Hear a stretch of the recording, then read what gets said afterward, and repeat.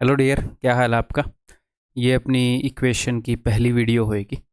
आगे बढ़ने से पहले एक दो चीज़ों पर बात कर लेते हैं। नंबर वन, दिल्ली के अंदर दो मीटअप हुई थी। एक तो जो मैंने चैनल के ऊपर बताई थी, तो जो अपना टीयर 2 बैच है, इस बैच से भी अपने बहुत सारे स्टूडेंट वहाँ पर आए हुए थे। और दूसरी जो 2020 के सिलेक्टेड कैंडिडेट्स थे, वहाँ पर उन लोगों ने इन्वाइट किया था, इसीलिए मैं दिल्ली गया था। फिर मैंने सोचा मैं दिल्ली गया हूँ तो एक बार मीटअप भी रख लेते हैं। और इसी कारण अपनी मंडे को आपको वीडियो नहीं मिल रही, लेट आ पाए वहाँ से। दिल्ली में डिस्टेंस थोड़ा सा है लेकिन जाम इतना लग जाता है, इसीलिए मैं वहाँ से इतनी दूर शांति में चंडीगढ़ रहता हूँ। तो सबसे पहले जो अपने बैच के स्टूडेंट आए थे, जो अपना इवन कोचिंग सेंटर की तरफ से मीटिंग, या फिर भाई मैं और अमन वशिष्ठ सर आए थे जो मीटअप था, उन सारे बच्चों को बहुत बहुत धन्यवाद। क्योंकि मान लो मैं कोई काम कर रहा हूँ, यहाँ पर मेरे सामने कैमरा है, लेकिन हाँ, मुझे पता है कि कैमरे के उस तरफ आप हो। सिर्फ निर्जीव चीज़ को मैं नहीं पढ़ा रहा, बहुत सारे लोग हैं। लेकिन जब डायरेक्टली हम देखते हैं कि भाई काम का कितना असर पड़ रहा है, हाँ वाकई में स्टूडेंट की लाइफ में एनफ चेंज आ रहा है, तो मेहनत करने में मज़ा आता है। ठीक है, अगर हम काम कर रहे हैं तो डेफिनेटली अर्निंग भी हो रही है, लेकिन सिर्फ अर्निंग आपको कब तक मोटिवेट करेगी, खुशी उतनी नहीं देगी। जब सामने से एक पर्सन बोलेगा कि सर इतना चेंज आया है आपसे, तो दिल खुश होता है और अपने आप में मीनिंगफुल फील होता है। मीनिंगलेस फील नहीं होता, मीनिंगफुल फील होता है कि हम ये जो काम कर रहे हैं इसका बढ़िया इम्पैक्ट है। मैं अगर नहीं मीटअप में मिलूंगा तो भी मुझे पता है बढ़िया इम्पैक्ट है, ऐसी बात नहीं है। लेकिन तब क्या है, सामने से एक लाइव प्रूफ दिखता है, चीज़ें रिकन्फर्म होती हैं और अच्छा लगता है। ठीक है, तो बहुत बहुत धन्यवाद। आप लोग जो अपनी बातें पहुंचाते हो, वहाँ पर भी स्टूडेंट्स ने बातें पहुंचाई, तो वो चीज़ें बहुत ज़्यादा स्ट्रेंथ देती हैं। हो सकता है आपको ना पता हो, वो मेरे लिए बहुत महत्व रखती हैं। ठीक है, तो कोई भी बात हो तो आप मान लो क्लास देख रहे हो 2 घंटे की, 1 घंटे की, तो अभी अपना जो ग्रुप है उसके अंदर भी बता दिया करो कि हाँ आज की क्लास मैंने पढ़ी, अच्छा लगा है। मेरी तरफ से 1.5 घंटे का लेक्चर, आपकी तरफ से एक सेंटेंस भी अगर आप वहाँ पर लिखोगे, मैं ये नहीं बोल रहा झूठ बोल दिया करो, जैसी भी लगी वैसे बता दिया करो, अपनी बात पहुँचा दिया करो। ठीक है, तो thank you very very much, इतने रिस्पेक्ट, इतने प्यार के लिए। एंड नेक्स्ट, अब मुझे काम की बात बताओ, रोज़ काम कर रहे हो कि नहीं? टाइम वेस्ट तो नहीं कर रहे हो? बहुत ज़्यादा इंपॉर्टेंट है टाइम। कभी कभी हमें पता नहीं लगता है टाइम कितना इंपॉर्टेंट है, जब तक वो पास ना हुआ हो, जब तक वो बीत ना गया हो, है। तो बहुत ज़्यादा इंपॉर्टेंट टाइम है। और एक आधे दिन अगर मान लो थोड़ा मोटा स्टडी रूटीन ऊपर नीचे भी हो जाए, तो बहुत ज़्यादा गिल्ट में नहीं रहना, उसको तुरंत संभाल लो। सब गिरते हैं, लेकिन बंदा काम का वो है जो उठ जाता है, बार बार गिर के फिर उठ जाता है, जो जल्दी उठ जाता है। ये नहीं गिर गए 1 घंटे तक रोता रहा, पड़ा पड़ा फिर उठा, नहीं। जो जल्दी समझ जाता है कि अच्छा गिर गए, चलो कोई नहीं यार, उठ जाते हैं, थोड़ा सा रूटीन टूट गया, कोई नहीं यार, उठ जाते हैं। और ये नहीं है कि फिर गिरते ही रहना है, चल कम रहे हैं, गिर ज़्यादा रहे हैं, रूटीन को बार बार तोड़ रहे हैं, ऐसे बोल दिया। तो रोज़ काम कर रहे हो कि नहीं, स्टडी प्लान फॉलो कर रहे हो कि नहीं, ये चीज़ आपने टेलीग्राम ग्रुप के अंदर बतानी है क्या, कि स्टडी प्लान फॉलो कर रहे हो कि नहीं। और 100% रिजिड स्टडी प्लान फॉलो करने की ज़रूरत नहीं है, अपने हिसाब से थोड़ा ऊपर नीचे चेंजेस कर लेना। ठीक है, स्टडी प्लान में मैंने बताया था। तो अब स्टार्ट करते हैं भाई। इक्वेशन जो है, इससे एक ही क्वेश्चन आएगा आपके, या दो आ जाए उसका दिल किया तो मैं ये कोशिश करूँगा कि इस टॉपिक को मैं एक दिन में ख़त्म कर दूँ, यानी कि 2 वीडियो में ख़त्म कर दूँ। सारे बेसिक्स भी, प्रैक्टिस भी, सब कुछ मैं 2 वीडियो के अंदर समअप कर दूँ। छोटा टॉपिक है, किया जा सकता है। ठीक है, और एज यूजुअल मैं बेसिक्स को एक मॉडरेट सी स्पीड पर बताऊँगा, ना तेज़ ना मंदा। किसी को आते हैं तो स्किप मत करना, स्पीड बढ़ा कर देख लेना, किसी को नहीं आते तो नॉर्मल स्पीड पर देख लेना। मैं तसल्ली से बताऊँगा। मेरे ख्याल जनरली आप मुझे बिल्कुल बेसिक स्पीड पर तो कोई नहीं देखता होगा, 1.25 या वैसे देखता होगा, क्योंकि मैं तसल्ली से बताना चाह रहा हूँ चीज़ें, ताकि सारे बंदे कवर हो जाए। स्टार्ट करते हैं भाई। पेन नोटबुक ले आओ, अब तक पेन नोटबुक नहीं लाए हो तो एक बार इक्वेशन के बेसिक टर्म्स आपको मैं बता देता हूँ, क्या क्या इनका मतलब है, मोटा मोटा एक बार फिर से रिवाइज कर लेते हैं इन चीज़ों को। कि एक्सप्रेशन क्या होता है? एक्सप्रेशन होता है कोई भी चीज़ जब उसको इक्वेट ना किया गया हो, ये एक एक्सप्रेशन आप बोल सकते हो इस टाइप से। कोई भी कैसे बटे में कुछ भी आप मान लो, ये एक एक्सप्रेशन है। जब इसको हम इक्वेट कर देंगे, चाहे आप इज इक्वल टू 0 लगा दो या इज इक्वल टू 5 लगा दो, कुछ भी लगा दो, ये इक्वेशन बन गई। ये क्या बन गई? ये इक्वेशन बन गई। तो एक्सप्रेशन और इक्वेशन के अंदर फर्क समझ में आ गया। ये सिंपली ऐसे ग्रुप है, किसी चीज़ से इक्वेट नहीं किया गया। ओके जी। देन वेरिएबल, वेरिएबल क्या होते हैं? जो अपनी इक्वेशन के अंदर a b c d x y z जो यूज़ होते हैं उनको वेरिएबल बोलते हैं। वेरिएबल क्यों बोलते हैं? क्योंकि इनकी वैल्यू वेरी कर सकती है, बदल सकती है। ठीक है। देन टर्म्स, टर्म्स क्या होते हैं? ये चीज़ें बहुत ज़्यादा आपको रटनी ज़रूरी नहीं है, लेकिन एक आधी बार ज़रूरत पड़ जाती है, एक आधी बार इनकी ज़रूरत होती है डेफिनेशन की, फिर वहाँ पर आप ना फंसो, कंप्लीट चीज़ आपको दी जाए। जैसे मान लो अपनी एक इक्वेशन है x square plus 2x plus 3, तो इसके अंदर 3 टर्म्स हैं। ये पहले वाला टर्म हो गया, ये सेकेंड वाला, ये तीसरे वाला। एक तो टर्म हो गया एक्स स्क्वायर वाला, 2x वाला टर्म, तो ये 3 टर्म्स हैं इसके अंदर। ठीक है। देन कोफिशिएंट, कोफिशिएंट क्या होता है?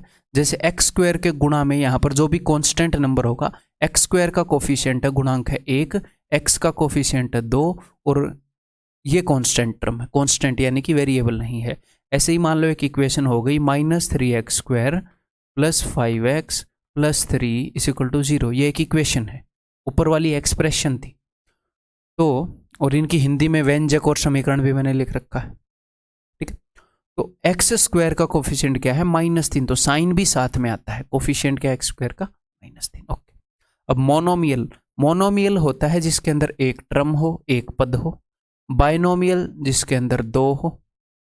ठीक है। ट्राइनोमियल जिसके अंदर 3 हो।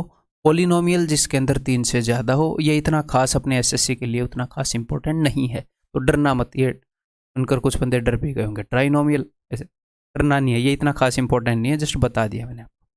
फिर नेक्स्ट डिग्री। अब डिग्री क्या होती है? घात क्या होती है? कि किसी भी इक्वेशन के अंदर, एक्सप्रेशन के अंदर सबसे बड़ी पावर जो होती है उसको हम डिग्री बोलते हैं। जैसे इस इक्वेशन की डिग्री है 2, इस एक्सप्रेशन की डिग्री है 2। यहाँ पर x की पावर 1 भी मौजूद है, हमें सबसे बड़ी देखनी है। मान लो ऐसे हो x³ plus 7x plus 2 is equal to 0, तो यहाँ पर डिग्री है 3, थर्ड डिग्री की इक्वेशन है, या इस इक्वेशन की डिग्री 3 है। ठीक है। देन लीनियर इक्वेशन क्या होती है? लीनियर इक्वेशन होती है, हिंदी में इसको रैखिक इक्वेशन बोलते हैं, जिसकी डिग्री 1 हो। जैसे मैं आपको बताऊं कि 3x इज इक्वल टू 6, ये एक लीनियर इक्वेशन है क्योंकि इसकी डिग्री क्या है? 1। जिसकी डिग्री 2 है इसको क्या बोलेंगे? Quadratic equation. जिसकी डिग्री 3 है इसको बोलेंगे क्यूबिक इक्वेशन। जिसकी डिग्री 4 हो उसको क्विंटिक बोलेंगे शायद, या बाई क्वाड्रेटिक बोलेंगे उसको। ठीक है। जिसकी डिग्री 5 हो क्विंटिक उसको बोल देंगे। तो 3 तक याद रखो, that is more than enough. ठीक है। क्वाड्रेटिक है, क्यूबिक है। तो ये क्या है? ये एक लीनियर इक्वेशन है। क्यों? क्योंकि डिग्री 1 है और एक वेरिएबल में है। ये क्या है? ये एक लीनियर इक्वेशन है, 2 वेरिएबल में है। वेरिएबल बताए थे a b c x y z, तो यहाँ पर सिर्फ एक्स है। Linear equation in 1 variable, linear equation in 2 variable, linear equation in 3 variable. ठीक है। तो 1 2 3 इतने वेरिएबल्स में हो सकती हैं, होने को 4 5 50 वेरिएबल में भी हो सकती हैं। अपने एग्जाम में 3 तक is enough. Next quadratic equation. तो लीनियर जिसकी डिग्री 1 हो, क्वाड्रेटिक जिसकी डिग्री 2 हो, द्विघात। ठीक है। तो एक वेरिएबल में क्वाड्रेटिक इक्वेशन कौन सी है बताएंगे जरा? ये रही क्वाड्रेटिक इक्वेशन इन 1 वेरिएबल, ये रही। यहां पर सिर्फ और सिर्फ x है। वेरिएबल कितने हैं सर? 1। डिग्री कितनी है सर? 2।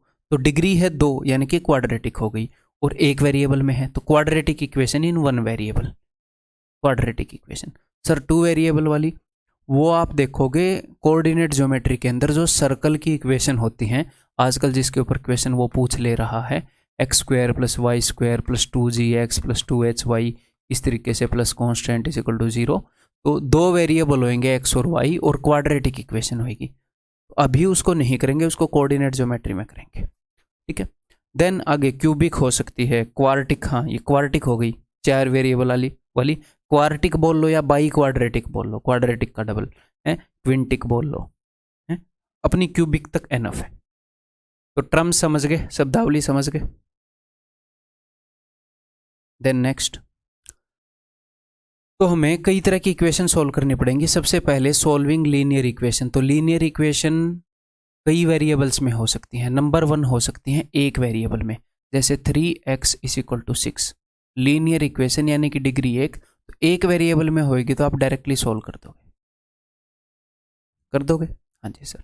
अब उसके बाद आती है लीनियर इक्वेशन इन 2 वेरिएबल। अगर लीनियर इक्वेशन 2 वेरिएबल के अंदर होएगी तो मैं एक बार यहाँ पर देख लो इसको।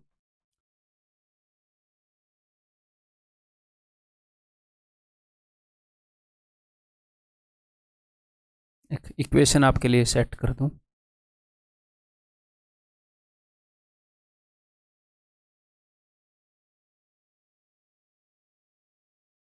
तो इसकी तो कोई टेंशन नहीं है। लीनियर इक्वेशन आए एक वेरिएबल में आए कि भाई 13y = -52, तो y = -4, इसीलिए आप कर लोगे। ठीक है। तो सबसे पहले थोड़ी सी सीखने लायक जो चीज़ स्टार्ट होती है इसके अंदर, वो यहाँ से स्टार्ट होती है। लीनियर इक्वेशन इन 2 वेरिएबल्स, ये भी आप 7वीं 8वीं के अंदर सीखते हो। यहाँ पर अगर मैं x और y की वैल्यू निकालूं तो कैसे निकालेंगे? बहुत ही ईजी है। या तो y का कोफिशिएंट सेम कर दो, घटा दो एक दूसरे से, या x का कोफिशिएंट सेम कर दो, घटा दो एक दूसरे से। तो ये हम एक स्टेप के अंदर कर सकते हैं। आपको जो करना है वो करो। मान लो मैं y के कोफिशिएंट को 3 गुना कर रहा हूँ यहाँ पर, यानी कि मैं नीचे वाले को 3 गुना कर रहा हूँ और ऊपर वाले को घटा रहा हूँ। ठीक है।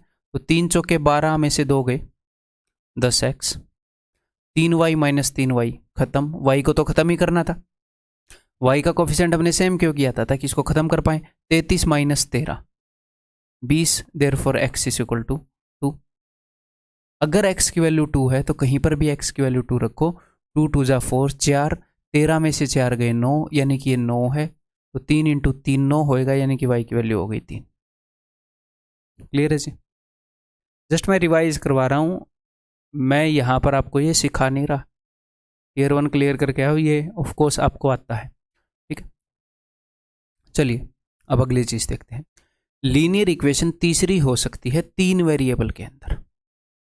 तो अभी मैं एग्जाम्पल नहीं लिखूंगा, बिकॉज उसके आंसर जो हैं वो फिर फ्रैक्शन में आ जाएंगे, हम क्वेश्चन वहां पर करेंगे।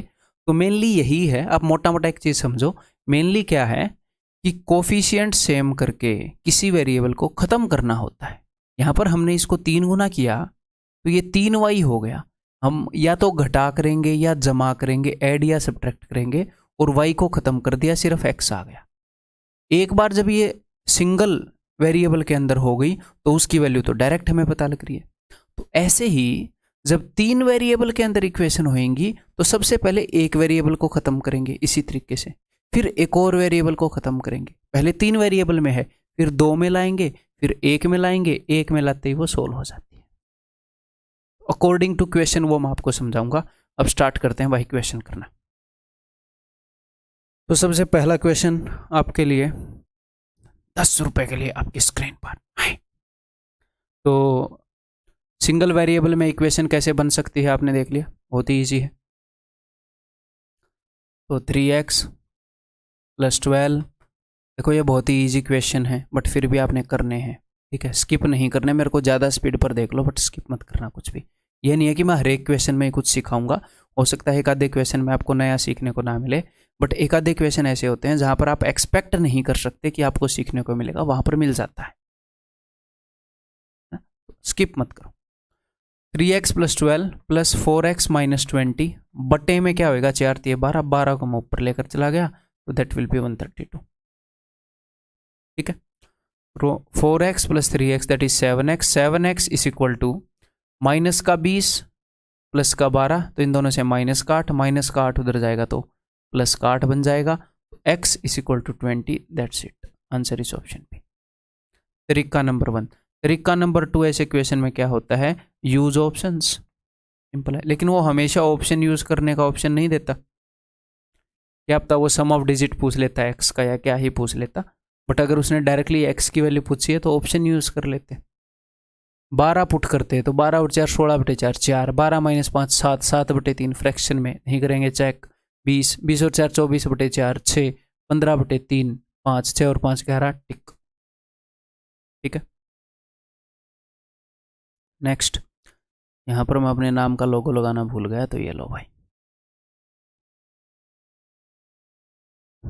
देखो, तो सबसे इजी क्वेश्चन इक्वेशंस के अंदर क्या है, लीनियर इक्वेशन इनटू वेरिएबल। सबसे इजी जो अपने एग्जाम के अंदर डायरेक्टली या इनडायरेक्टली आ सकता है, तो ये करेंगे। आप कर करके आगे बढ़ते जाओगे मुझे देख देख के। तो इनको हम करेंगे कैसे, कंप्यूटर में आपकी स्क्रीन पर ऐसे दिखेगा, तो y या x में से किसी भी एक का वेरिएबल 0 करना है। तो यहाँ पर ये नहीं है कि आप हमेशा x का करोगे हमेशा y का करोगे, तो थोड़ा सा रुक के ये भी देख लिया करो कि किसका ख़त्म करना ईजी रहेगा, कौन से वेरिएबल को। यहाँ पर मुझे दिख रहा है कि यहाँ पर 2y है, यहाँ पर -y है। अगर मैं x को ख़त्म करना चाहूँ तो यहाँ पर 3 गुना करना पड़ेगा, यहाँ पर 2 गुना। मैं नहीं चाहता इतना झंझट, ठीक। मैं यहाँ पर 2 गुना करूँगा इस इक्वेशन को और जोड़ दूंगा, तो y वाला अपने आप ख़त्म हो जाएगा। मैंने पहले ही देख लिया, तो अब मुझे y वाले की टेंशन लेनी है नहीं, उसको ख़त्म करने का जुगाड़ तो मैं कर चुका हूँ। तो 2 दूनी 4 और 3 7x is equal to y का खत्म हो चुका भाई साहब। 2 5 10 में से 3 गए 7, therefore x is equal to 1। तो आप ऐसे लिख सकते हो डायरेक्टली। और अगर एक बार आपको एक वेरिएबल की वैल्यू मिल जाए तो कहीं पर भी पुट कर दो। मैं पसंद करता हूँ प्लस वाले में पुट करने में, कम से कम टेंशन चाहता हूँ मैं ज़िंदगी में। तो यहाँ पर मैं पुट कर रहा हूँ, तो ये 3 जब उधर जाएगा तो -3 होएगा, तो 2y is equal to -6, therefore y is equal to -3। उसने क्या पूछा है, 3x यानी कि 3 प्लस y यानी कि -3, that is 0। Answer is option C. ठीक है, ये बताओ अगला। और हमेशा जो चीज़ आती है उसको स्किप करने की ज़रूरत नहीं होती कि ये आती है। इसको प्रैक्टिस नामक एक चीज़ है इस धरती पे, पता है आपको? एक चीज़ है प्रैक्टिस, जो आती हुई चीज़ों की भी की जाती है, जो हमें ज़्यादा एक्सपर्ट बनाती है। तो जो चीज़ें आती हैं वो भी करते रहो। और हाँ, एक और बात, वहाँ पर मीटअप में कई बच्चे क्या थे, उनके 50 में से मान लो मैथ के अंदर 45 नंबर आ रहे थे, उनको सब कुछ आता है, तो उनको ये लगता है कि भाई ये जो 5 नंबर हैं ये कुछ नया करने से आएंगे, या हमारा कुछ पोर्शन छूट गया इसलिए शायद ये 5 नंबर नहीं आ रहे, कभी 46 आ रहे हैं। तो एक तो नंबर 1 बात ये कि आपके एक मॉक टेस्ट के अंदर 45 आ रहे हैं, तो किसी और के अंदर 44, किसी और के अंदर 46 ऐसे आ सकते हैं, नंबर घट बढ़ सकते हैं।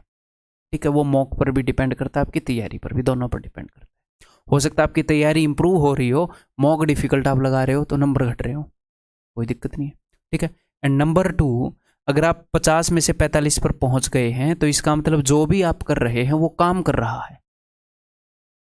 तो 45 is not a bad score, जो भी आप काम कर रहे हैं वो काम कर रहा है, उसे ही करते रहिए। हाँ, प्रॉब्लम एक ये है कि मान लो आपके 50 में से 20 मार्क्स आ रहे हैं, तो हमारे पास टोटल, फॉर एग्जाम्पल, वैसे तो क्वेश्चन 25 ही होते हैं, फॉर एग्जाम्पल हमारे पास 50 क्वेश्चन हैं, इसमें से आप 20 को कर पाए, तो 30 क्वेश्चन ऐसे हैं जो आप नहीं कर पा रहे। तो अगर आपके 50 में से 20 ही क्वेश्चन आ रहे हैं, तो उन 30 क्वेश्चन जो आप नहीं कर पा रहे उनको छांटना ईजी हो जाएगा, उनको छांटना ईजी हो जाएगा, तो आपकी इंप्रूवमेंट थोड़ी सी जल्दी होएगी। लेकिन अब 50 में से 45 क्वेश्चन आ रहे हैं, तो जो 5 क्वेश्चन नहीं आ रहे, मैं ये नहीं बोल रहा कि जो 5 क्वेश्चन नहीं आ रहे वो क्वेश्चन नहीं दिखेंगे, वो तो मॉक में दिखी जाएंगे। मैं कहने का ये मतलब है कि जो 5 नंबर नहीं आ रहे वो किस वजह से नहीं आ रहे, कौन सा पोर्शन वीक है, वो पहचानना थोड़ा सा मुश्किल होएगा। तो यहाँ पर ग्रोथ, यहाँ पर इंप्रूवमेंट धीरे धीरे होगी। और ये इंप्रूवमेंट होएगी कैसे? इंप्रूवमेंट होएगी कमी को दूर करने से। और कमी कैसे दूर होएगी? कमी को दूर करने का एक मात्र तरीका है कि कमी को पहले पहचानना, पहला स्टेप कमी को पहचानना, दूसरा स्टेप उसको दूर करना। पहचानने के भी कुछ तरीके हैं, दूर करने के भी कुछ तरीके हैं।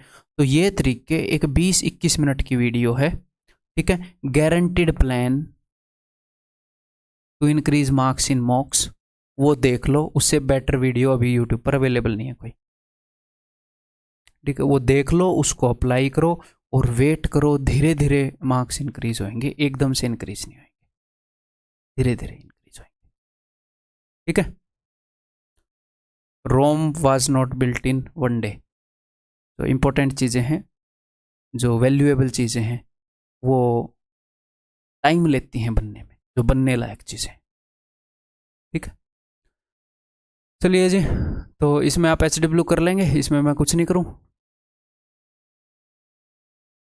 इतना HW आपको दे सकता हूं। अब ये देखो, अब जो लीनियर इक्वेशन है दो वेरिएबल के अंदर, ये आप सारे सॉल्व कर लोगे, कोई दिक्कत नहीं है, मुझे पता है, मुझे कोई डाउट नहीं है, तो इसीलिए SW दिया है और इसे आप अभी कभी करेंगे, ठीक है। अब लीनियर इक्वेशंस इन टू वेरिएबल को वो कैसे कैसे दे सकता है वो मैं आपको बताना चाह रहा हूँ। देखो ये अपने 7वीं 8वीं इक्वेशन है NCERT के, ठीक है, वो ऐसे भी दे सकता है, बिल्कुल भी आउट ऑफ सिलेबस नहीं है। तो यहाँ पर मैं क्या करूँगा, यहाँ पर मैं मन ही मन में, एक तो नंबर 1 अगर डायरेक्टली ऐसा क्वेश्चन आया तो हम ऑप्शंस यूज़ करेंगे, क्या ही दिक्कत है, 1 और 1 यूज़ करो। अब 1 और 1 यूज़ कर सकते हो सर, नहीं कर सकते, ये 0 हो जाएगा, तो मतलब A और B को इक्वल तो पुट कर ही नहीं सकते, खत्म भाई। अब मैं 1 - 2 वाला यूज़ नहीं करूँगा, मैं पहले 2 - 1 वाला यूज़ करूँगा, शरीफ इंसान हूँ मैं। और नेगेटिव में पहले ये चेक कर लेंगे, अगर ये आंसर हुआ तो ठीक है, नहीं तो ये वाला खत्म, 2 तो एलिमिनेट हो चुके हैं, चेक एक ही करना है फिर भी। तो 2 × 2 = 4 + 1 5, ये मैं पुट कर रहा हूँ यहाँ पर, 5/5 1, 2 - 1 1, 1 + 3 = 4, सेटिस्फाई कर गई ये इक्वेशन। अगली देखते हैं, 2 दूनी 4 और 1 5, 2 और 2 - 1 1, 3, बहुत ही बढ़िया, option D is the answer. Clear? Otherwise हम कैसे करेंगे, आपने स्कूल में भी सीखा होगा कि मन ही मन में 1/2a + b, इसको आप कुछ भी मान लो, x मान लो, और 1/a - b को y मान लो। इसके लिए अलग से लिखने की जरूरत नहीं है, आप मन ही मन में मान सकते हो। तो ये क्या हो जाएगा, ये हो जाएगा 5x, ये हो जाएगा 3y = 4, ये हो जाएगा 10x, ये हो जाएगा +y = 3। उसके बाद आप x और y को सोल्व कर लेंगे, लीनियर इक्वेशन इन टू वेरिएबल, इसीलिए सोल्व करेंगे, करें मन ही मन, यहाँ तक पहुँचेंगे। फिर मान लो मैं ऊपर वाली को डबल कर रहा हूँ और नीचे वाली को सब्ट्रैक्ट कर रहा हूँ, तो x का तो काम खत्म हो जाएगा, डबल करके इसको घटाऊंगा तो 2 3 6 में से 1 गए, 5y = 2 चक्के 8 में से 3 गए 5, देयरफॉर y = 1। अगर y 1 है तो a - b क्या होएगा, 1/y, तो a - b हो गया 1, y का रेसिप्रोकल है, तो y 1 है, 1 का रेसिप्रोकल 1। अब y की वैल्यू यहाँ पर पुट करो, y की वैल्यू मैंने यहाँ पर पुट करी, तो 3 × 1 3, 4 में से 3 गए 1, तो x = 1/5। अगर x की वैल्यू 1/5 आ रही है तो 1/2a + b, तो 2a + b 1/x होएगा, x का रेसिप्रोकल, तो 2a + b की वैल्यू क्या होगी, 2a + b की वैल्यू होगी 5। अब एक बार फिर से लीनियर इक्वेशन सोल्व करोगे, दोनों को ऐड करोगे, तो 3a = 6, a = 2, ठीक है। a की वैल्यू 2 आ गई, 2 में से क्या घटाऊं कि एक आए, b = 1, ठीक है। सर ये तो हमेशा ऑप्शन से ही सोल्व करेंगे, नहीं, वो ज़रूरी नहीं है ना, आपसे a और b अलग अलग पूछेगा, वो कुछ भी पूछ सकता है, व्हाट इज़ a⁻b, या व्हाट इज़ a⁻a + b, कुछ भी पूछ लेगा, बटे में b⁻a, तो वो अगर वो चाहता है कि आप ऑप्शन ना यूज़ करें तो आप नहीं यूज़ कर पाओगे, सिंपल बात है। तो दोनों चीज़ें पता होनी चाहिए, तो यहाँ पर आंसर विल बी 2 and 1। अब ये देखो, तो लीनियर इक्वेशन आप सोल्व कर लोगे, यहाँ पर सीखने को है क्या, सीखने को यही है कि वो कैसे कैसे पूछ सकता है, अगर वो पूछेगा तो इसको एज ए HW दे दूं, क्योंकि छोटा चैप्टर है, जल्दी कर पाएंगे हम सारा अच्छे से रिवाइज, इसको आप खुद करेंगे, बाद में सॉल्यूशन देख लेंगे। ये देखो, अगर ऐसे दे दिया तो क्या करोगे, ऐसे दे दिया, सबसे पहले तो आपको पढ़ने में दिक्कत होएगी, ये भाई साइज जो है मेरे को करवाना पड़ेगा बोल के,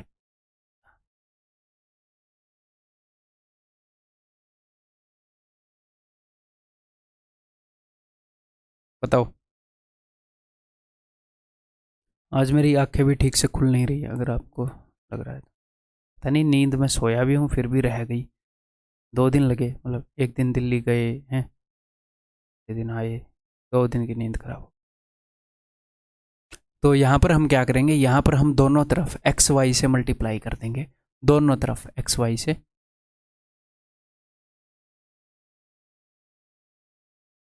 इसने एक्स और वाई का वैल्यू नहीं पूछा, एक्स प्लस वाई पूछा है, तो हम ऑप्शन भी यूज़ नहीं कर सकते। तो अगर मैं एक्स वाई से मल्टीप्लाई करूँगा दोनों तरफ, तो यहाँ पर आएगा 2y, यहाँ पर आएगा +3x = 9। या फिर आप ऐसे मान लो कि सर हमने एलसीएम ले लिया और एक्स वाई से एक्स वाई कट गया, बात एक ही है, ऐसे ही मान लो एक्स वाई से मल्टीप्लाई मान लो, एलसीएम लिया मान लो, यहाँ पर क्या हो जाएगा, ये हो जाएगा 4y + 9x = 21।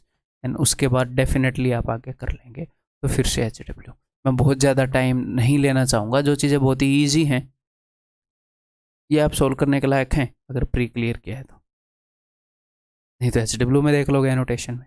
ये देखो आया हुआ क्वेश्चन है, या तो ये 2017 टियर 2 में पूछा गया था, मैंने पिछली बार एनोटेशन अपने रख लिए थे कि नहीं, हाँ रख लिए, मेरे को अभी डर लगा कि यार एनोटेशन नहीं रखे। या तो ये 2017 टियर 2 में आया है, या फिर ये CDS में पूछा गया क्वेश्चन है, ऐसे पूछे जाते हैं। तो एक थोड़ा फिक्स सा पैटर्न है ना, 65x 33y 33x 65y। एक बार सोचो क्या करोगे, सोल्व करने को आप कर सकते हो, आप बोलोगे सर मैं इसको 33 से मल्टीप्लाई करूँ, इसको 65 से मल्टीप्लाई करूँ, हो जाएगा, बट वो हेल्दी वे नहीं है, बढ़िया वे नहीं है। अगर मैं इन दोनों इक्वेशन को जोड़ दूं तो 65x + 33x ये क्या हो जाएगा, 98x 33y 65y तो -98y = कितना हो गया, 98। तो यहाँ से हमें क्या मिला, x - y = 1।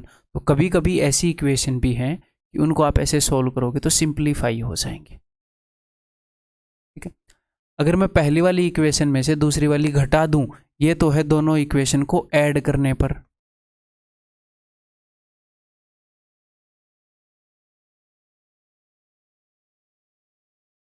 ये है उन दोनों का डिफरेंस घटाने पर क्या आ रहा है, देखो 65x - 33 हो जाएगा 32x।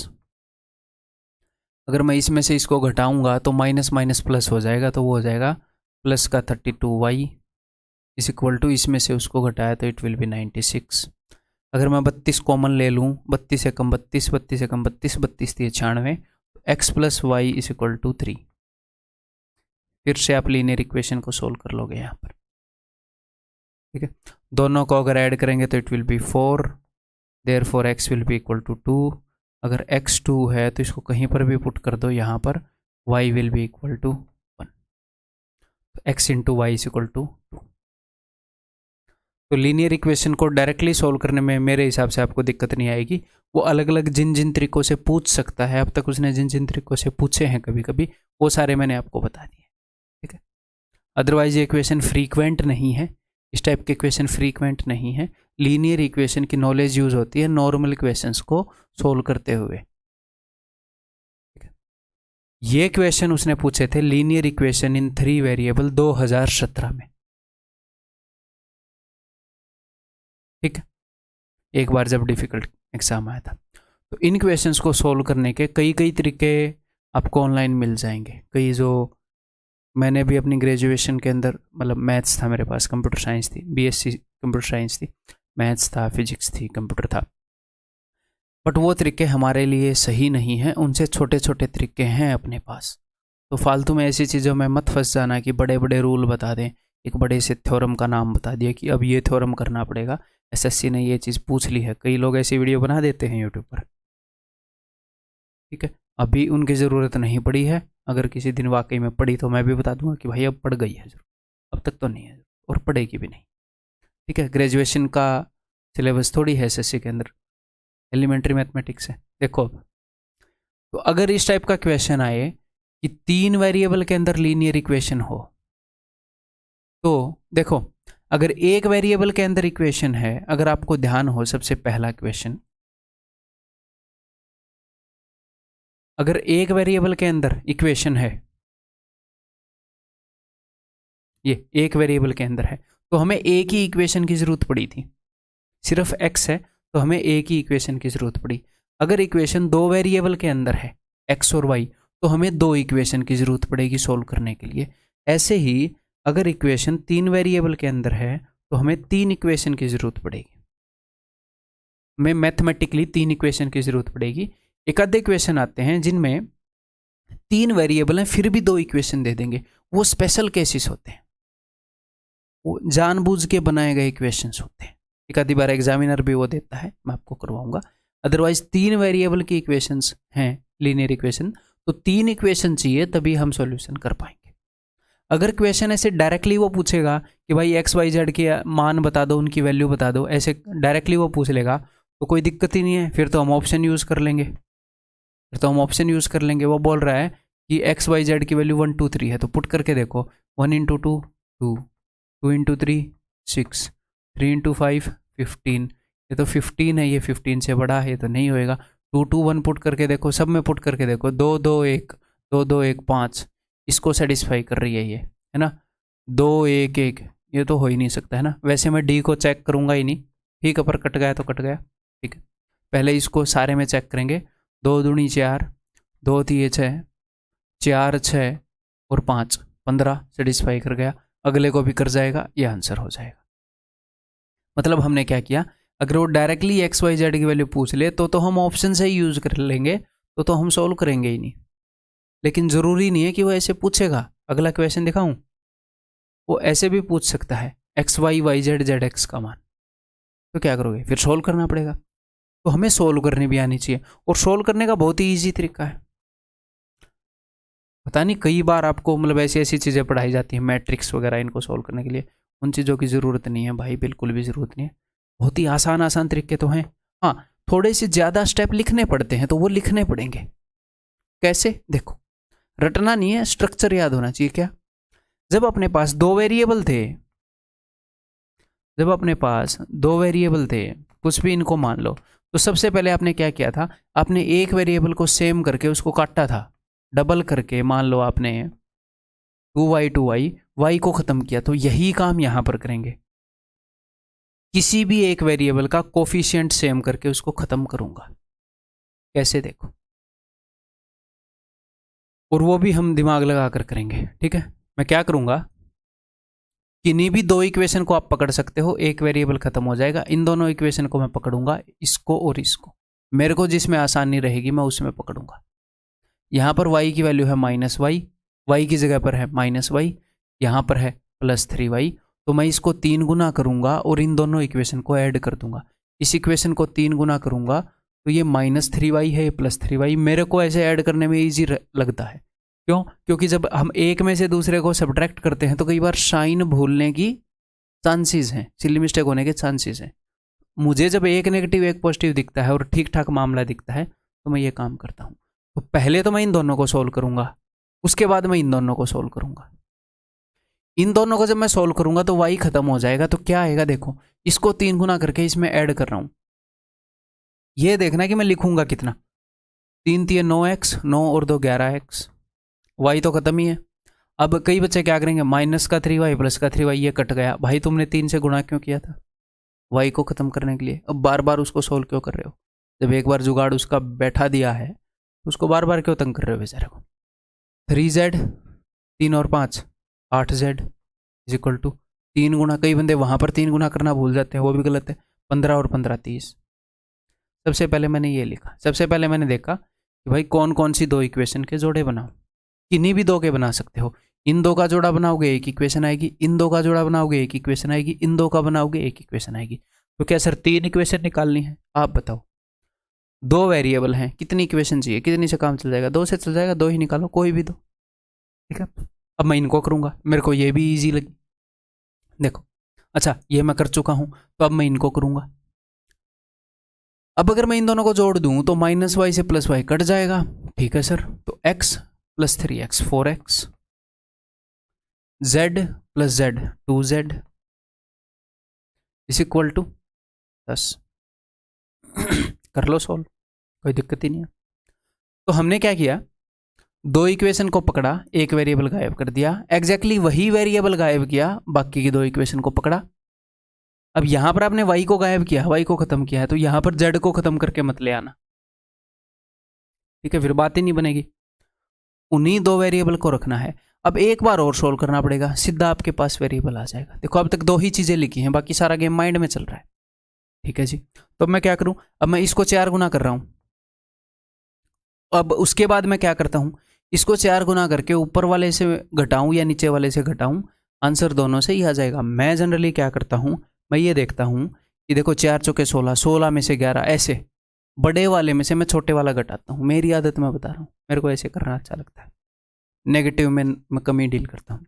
4 चौके 16 में से 11 गए 5x, जेड तो खत्म हो ही जाएगा, इज इक्वल टू 4 दाई 40 में से 30 गए 10, तो x इज इक्वल टू 2। अब आपके पास एक वैल्यू मिल गई, x इज इक्वल टू 2।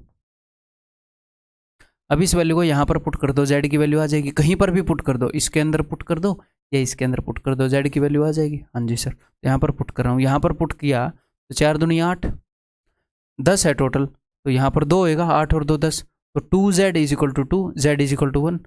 हाँ जी सर, z की वैल्यू आ गई। अब x और z की वैल्यू किसी भी इक्वेशन के अंदर पुट कर दो जो आपको ईजी लग रही है। मेरे को तो ये ईजी लग रही है। तो x की वैल्यू 2, z की वैल्यू 1, तो y की वैल्यू 2 आ गई, 2 2 1। मेरे को नहीं लगता ऐसा क्वेश्चन आएगा एग्जाम में जिसके अंदर ऐसे डायरेक्टली गिवन होगा तो हम वहीं से यूज़ कर लेंगे, अदरवाइज हमें ये आना चाहिए। अब मुझे एक बात बताओ, बोर्ड पर मैंने कितना लिख रखा है? अगर हम दिमाग में ठीक ठाक थोड़ा सा भी सोच लेते हैं तो कुछ खास नहीं लिख रखा ना, इतना ही लिखना पड़ेगा। अगले क्वेश्चन में आप भी इतना ही लिखो।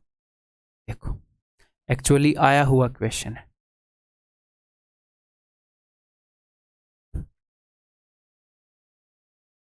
तो मैं सोल्व करना स्टार्ट करता हूँ। सबसे पहले मैं डिसीजन लूँगा कि कौन से वेरिएबल को ख़त्म करूँ, कौन सा इजी रहेगा। तो x को ख़त्म कर देते हैं। कैसे ख़त्म कर देते हैं? अब देखो यहाँ पर ये z है, ये माइनस का 5 है। हो सकता है आपको लगे इसको 5 गुना करके ऐड कर दूँ, कैसे भी कर लो उत्तर ठीक आ जाएगा, उसमें दिक्कत नहीं आएगी।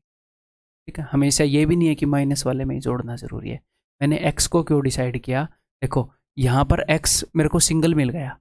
हाँ जी सर, तो यहाँ पर 3x है, इसको 3 गुना करूँगा काट सकता हूँ। यहाँ पर 2x है, इसको 2 गुना करूँगा काट सकता हूँ। या फिर y को ख़त्म कर लेते इसकी मदद से। पहले इसका जोड़ा बनाओगे इसके साथ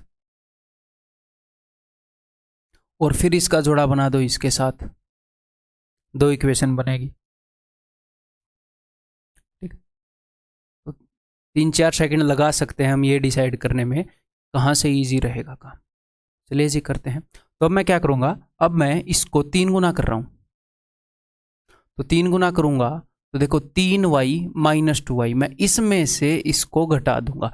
इसको 3 गुना करके इसको घटा रहा हूँ, तो x का तो काम खत्म हो ही चुका है।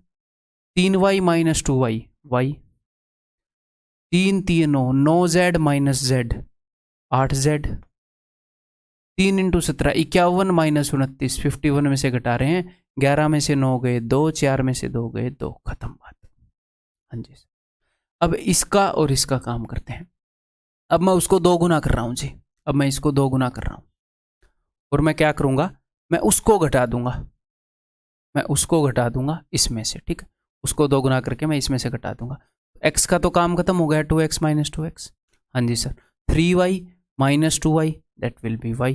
ठीक है, माइनस का 5z और 2 3 6, माइनस का 6z, मतलब घटाना है 6z, minus 5z minus 6z minus 11z is equal to 18 minus 17 3 51, 51 में से 18 घटाना है, एक हिसाब से 18 में से 51 घटाना है।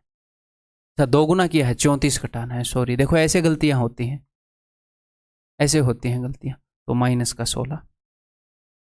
अब मैं सिंपली ऊपर वाली में से नीचे वाली घटा ही देता हूँ क्योंकि y और y सेम है। तो y माइनस वाई खत्म, माइनस माइनस प्लस, 8 और 11 19 का z, 22 माइनस माइनस 16 38। ऊपर वाली में से नीचे वाली घटाई है, 19 दूनी 38। तो बताओ कितना लिखा? क्लियर है? तो इसके लिए हमें कोई स्पेशल चीज़ याद करने की ज़रूरत है? डिटर्मिनेंट वगैरह, मैट्रिक्स वगैरह सोल्व करने हैं जो 11वीं 12वीं में आए थे, क्योंकि वो मेथड कई बार यूट्यूब पर बता दिए जाते हैं टीचर्स द्वारा। नहीं है, कोई भी अलग से रूल सोल्व करने की ज़रूरत नहीं है। ठीक है, और ये कई बार 2017 के अंदर ये एक आधे फ्रैक्शन में आ गए थे इनके कोफिशिएंट, तो वो भी मैंने बैच के अंदर करवा रखे हैं। जो अपना फाउंडेशन बैच है वो भी ऐसे ही करवा रखे हैं, ऐसे ही हो जाते हैं।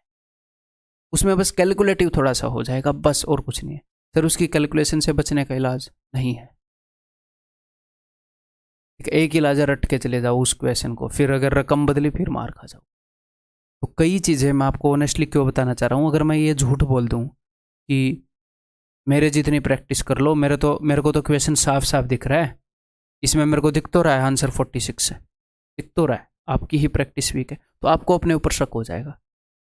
तो भाई कई क्वेश्चन ऐसे होते हैं जो वाकई में टाइम लेते हैं, ठीक है, सबका लेंगे।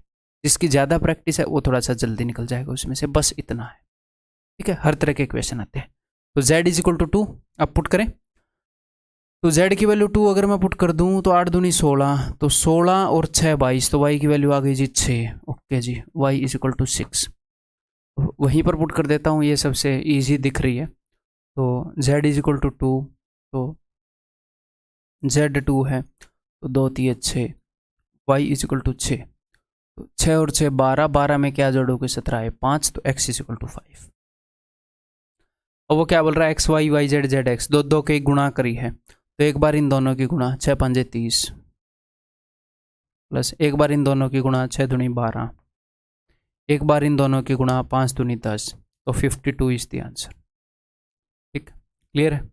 अब 52 है, मैं तो इसको पहले सोल्व करके आया नहीं है, जैसे जनरली मैं नज़र मारता हूँ क्वेश्चन के ऊपर। अब इन क्वेश्चन को मैं क्या सोल्व करता है, इनमें कुछ मतलब कोर्स किए जा सकते हैं।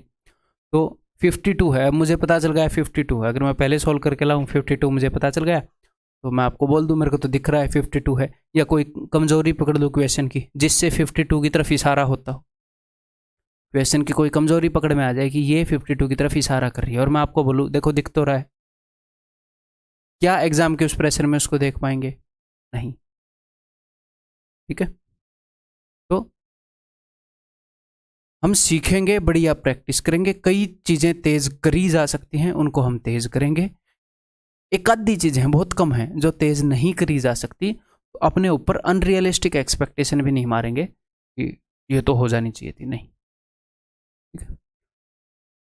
तो भाई यहाँ पर 3 इक्वेशंस हैं,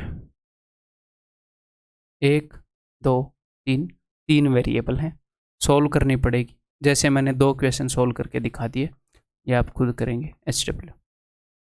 उसके बाद ए बी सी की वैल्यू निकलेगी, वो आप नीचे इनके अंदर पुट करके निकाल लें। आप अभी सोल्व करोगे इस HW को, ठीक है, और एनोटेशन में देखोगे नहीं, अगर आपको मिला तो बोर्ड की पीपीटी में देखोगे। ये 2017 टीयर 2 का क्वेश्चन है, ये बताओ 3 वेरिएबल हैं और 2 ही इक्वेशन हैं, तो इसका उत्तर क्या होना चाहिए? 3 वेरिएबल की इक्वेशन अगर हमें सोल्व करनी है तो 3 इक्वेशन चाहिए, अगर वैल्यू निकालनी है तो कैन नॉट से आना चाहिए, कैन नॉट बी डिटरमिन्ड, लेकिन वो तो ऑप्शन में ही नहीं है, तो इसका मतलब कुछ ना कुछ स्पेशल केस होगा। इसका मतलब उसने इक्वेशंस को इस तरीके से डिज़ाइन करके दिया है कि वो सोल्व हो सकता है, तो वो आजकल ऐसे दे देता है, आजकल क्या मतलब पहले भी दे देता था, ठीक है, वो दे देता है। देखो क्या कमी है, मतलब वाई की वैल्यू मैं क्यों निकाल पाऊँगा इससे, मैं इसको अगर यहाँ पर लिखूँ तो शायद आप देख पाओ। ऐसा क्वेश्चन आए तो नोटबुक में ऐसे ऊपर नीचे लिख लेना, इस टाइप का क्वेश्चन है कि यार यहाँ पर तो देखना पड़ेगा क्या स्पेशल केस है, आपको शायद दिख भी रहा होगा। अगर ऊपर वाली इक्वेशन को हम 3 गुना कर दें तो 3 3 9, 3 7 21, देखो इन दोनों के कोफिशिएंट सेम हो गए, और 3 5 15, वाई का कोफिशिएंट सेम नहीं हुआ। अगर ऊपर वाली को 3 गुना करके नीचे वाली को घटा दूँ तो एक्स भी खत्म, जेड भी खत्म, इकट्ठे 2 खत्म हो गए। तो ये जानबूझ के डिजाइन किया ना मैंने ऐसी, ताकि 2 वेरिएबल इकट्ठे खत्म हो जाएं, हमेशा थोड़ी होंगे ऐसे है? मैंने जानबूझ के कोफिशिएंट ऐसे रखे हैं, तो अगर वो जानबूझ के ऐसे कोफिशिएंट रखेगा तो ऊपर नीचे लिख कर देख लो, मैं आपको रटवा नहीं सकता कि वो 3 गुना करके घटवाएगा, 2 गुना करके घटवाएगा, ऐसे, ठीक है। एक आधी बार ऐसे भी आते हैं, और ऐसे आते हैं जो दिख सकते हैं जनरली, तो डरना नहीं है, ऐसे आएंगे जो दिख सकते हैं। लेकिन ऐसे क्वेश्चन को हम फर्स्ट राउंड में नहीं करेंगे, अगर हमें डायरेक्टली स्ट्राइक नहीं हो रहा तो फर्स्ट राउंड में नहीं करेंगे, बाद में कर लेंगे। तो 3 5 15 में से 8 गए, 7 वाई इज इक्वल टू, इसको 3 गुना करना है, 49 थी 147, तो 7 में 6 गया 1 21, तो वाई इज इक्वल टू 3, तो आंसर इज ऑप्शन सी। एक केस के ऊपर ऐसे दिमाग लगाओगे, ये भी उसने पूछा एक क्वेश्चन 2017 में ही पूछा एग्जामिनर ने।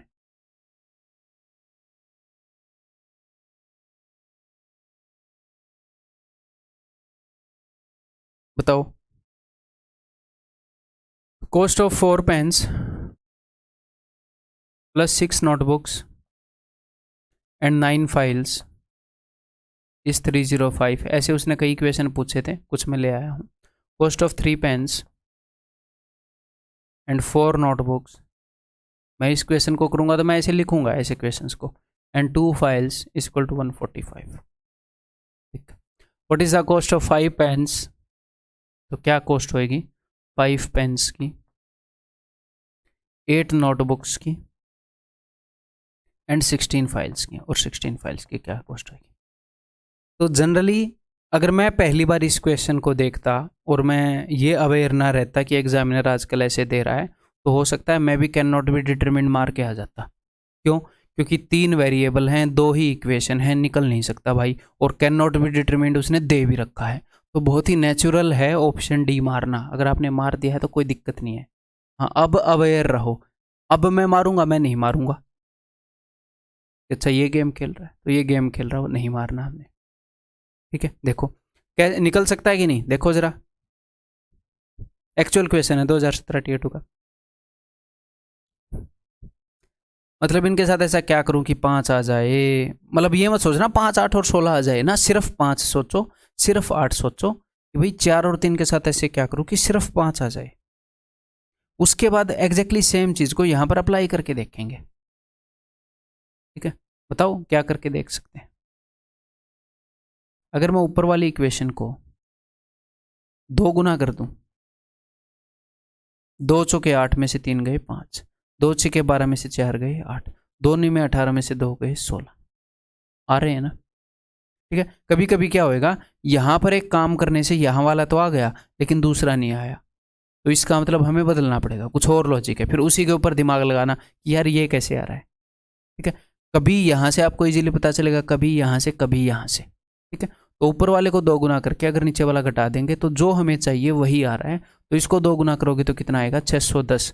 610 में से अगर इसको घटाओगे तो 10 में से 5 गए 5, 60 में से 14 गए 46 और 65। क्लियर है?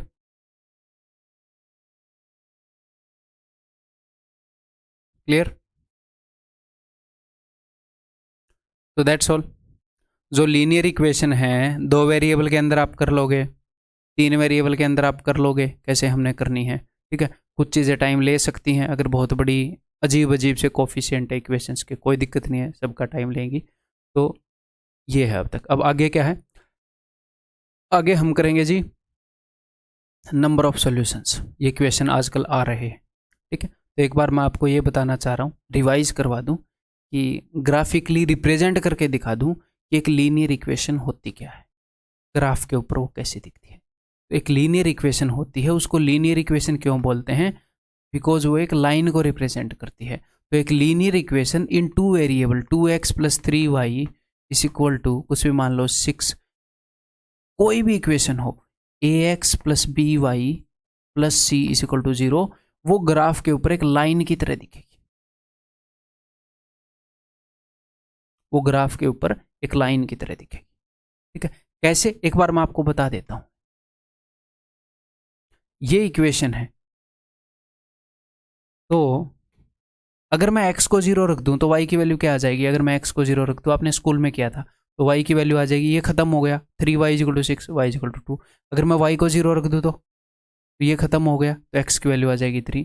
तो x की वैल्यू 0 रख दूं, ये x की लाइन है, x एक्सिस है, ये y एक्सिस है। जब x 0 है तो उस वक्त इस लाइन के ऊपर y की वैल्यू 2 है, यानी कि ये पॉइंट है 0 2। इस पॉइंट से ये लाइन गुजरती है। x की वैल्यू 0 है तो y की वैल्यू 2 है। जब y की वैल्यू 0 है तो x की वैल्यू 3 है। y ये 0 है तो x की वैल्यू 3 है। इस पॉइंट से लाइन गुजरती है, तो ये वाली लाइन है। तो कुल मिलाकर मैं आपको क्या दिखाना चाह रहा हूँ, फिलहाल ये चीज़ मैं आपको समझाना नहीं चाह रहा था, मैं जस्ट ये दिखाना चाह रहा हूँ कि लीनियर इक्वेशन इन 2 वेरिएबल एक लाइन होती है। ये मेरी बात मान लो, कोई भी इक्वेशन है उसको ग्राफ के ऊपर रिप्रेजेंट करोगे तो किसी न किसी लाइन को वो रिप्रेजेंट कर रही होगी। ठीक, then sir linear equation in 3 variable क्या कर रही है फिर? 2 वेरिएबल वाली तो लाइन को रिप्रेजेंट कर रही है, तो 3 वेरिएबल वाली भाई साहब प्लेन को रिप्रेजेंट कर रही है। एक प्लेन ये दिख रहा है आपको, एक्स वाई जेड एक्सिस के अंदर एक प्लेन। इसको दिमाग पर नहीं लेना, जस्ट मैंने आपको दिखा दिया। जैसे एक पेपर है, पेपर नोटबुक का, 3 वेरिएबल वाली उसको रिप्रेजेंट करती है। तो जो 2 वेरिएबल वाली है, अगर मैं आपको 2 इक्वेशन दूं तो सर हमने 2 वेरिएबल की 2 इक्वेशन को सोल्व किया, हमने 2 वेरिएबल की 2 इक्वेशन को सोल्व किया। तो जब हमने उनको सोल्व किया तो एक्स और वाई की कुछ वैल्यू आई थी, वो सॉल्यूशन क्या होता है सर? तो एक इक्वेशन एक लाइन को रिप्रेजेंट करती है, दूसरी इक्वेशन भी एक लाइन को रिप्रेजेंट करती है। वो दोनों लाइनें जहां पर मिलती हैं उस पॉइंट, यहां पर x की क्या वैल्यू है, y की क्या वैल्यू है, यानी कि इस पॉइंट के कोऑर्डिनेट्स क्या हैं। कोऑर्डिनेट ज्योमेट्री में आपने देखा होगा ना 3, 2, 5, 6, ये वो सॉल्यूशन होता है। ये लाइंस कहां पर इंटरसेक्ट कर रही है, उस पॉइंट के जो कोऑर्डिनेट होता है उसको बोलते हैं सॉल्यूशन। ठीक है, ये लाइन को रिप्रेजेंट कर रही है, ये लाइन को, इनका सॉल्यूशन जो इनके इंटरसेक्शन पॉइंट पर जो कोऑर्डिनेट्स हैं एक्स और वाई की जो वैल्यू है। ठीक है सर, तो 3 वेरिएबल में जो इक्वेशन है वो एक प्लेन को रिप्रेजेंट करती है। तो 3 वेरिएबल की इक्वेशन को जब आपने सोल्व किया तो एक्स वाई जेड की वैल्यू आई, तो 3 प्लेन ऐसे वो करेंगे, ऐसे एक दूसरे को काटेंगे। 3 प्लेन, यहां पर मैंने एग्जाम्पल दिखाया आपको, दिख रहे हैं तीनों प्लेन। तो ये जो पॉइंट है यहां पर एक्स वाई जेड की क्या वैल्यू है, वो उनका सॉल्यूशन है। ये रटने नहीं है, जस्ट आपको वैसे ही मैं बता रहा हूं ताकि आप चीज़ों को रिलेट कर पाएं। इनसे डरना नहीं है, इनको एंजॉय करना है। प्रैक्टिकली आपको चीज़ें सिखा रहा हूँ, ठीक है। कहीं से डरने लग जाओ, प्लेन की पिक्चर दिखा दी कि ये क्या दिखा दिया, ऐसा ये एग्जाम में नहीं आएगा, ठीक है। ताकि चीज़ों को हम इजीली रिलेट कर पाएँ, ये ज़रूर आपके दिमाग में कुछ चीज़ों को आसान कर देगा। धीरे धीरे आगे पढ़ेंगे तो ये आसान करेगा, देखना। ये कुछ एक्स्ट्रा चीज़ें थी ताकि जो अपने काम की चीज़ें हैं उनको हम अच्छे से समझ पाएँ, ठीक है। अब एक और चीज़ हमने समझनी है, क्या? स्लोप। स्लोप क्या होता है? आप पार्क में गए हो झूले में, ये बंदा, मेरे को एक काम करना पड़ेगा, ऐसे गंदे गंदे बंदे मैं आपको दिखा रहा हूँ। ये स्क्रीन मैंने ब्लैक कर रखी है, एक बार रुको।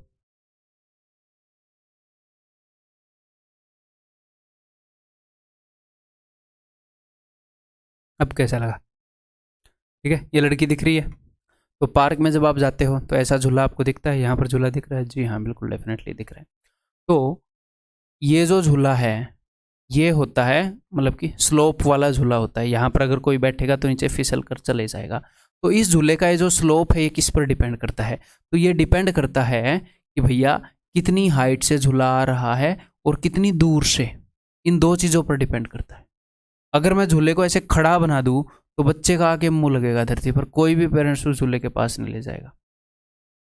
अगर मैं झूले को ऐसे बना दूँ, ऐसे, तो बच्चा यहाँ पर बैठ तो जाएगा बेचारा, लेकिन फिसलेगा ही नहीं। तो स्लोप 2 चीज़ों पर डिपेंड करता है, कि इसका ढलान है 2 चीज़ों पर डिपेंड करता है? किस चीज़ पर?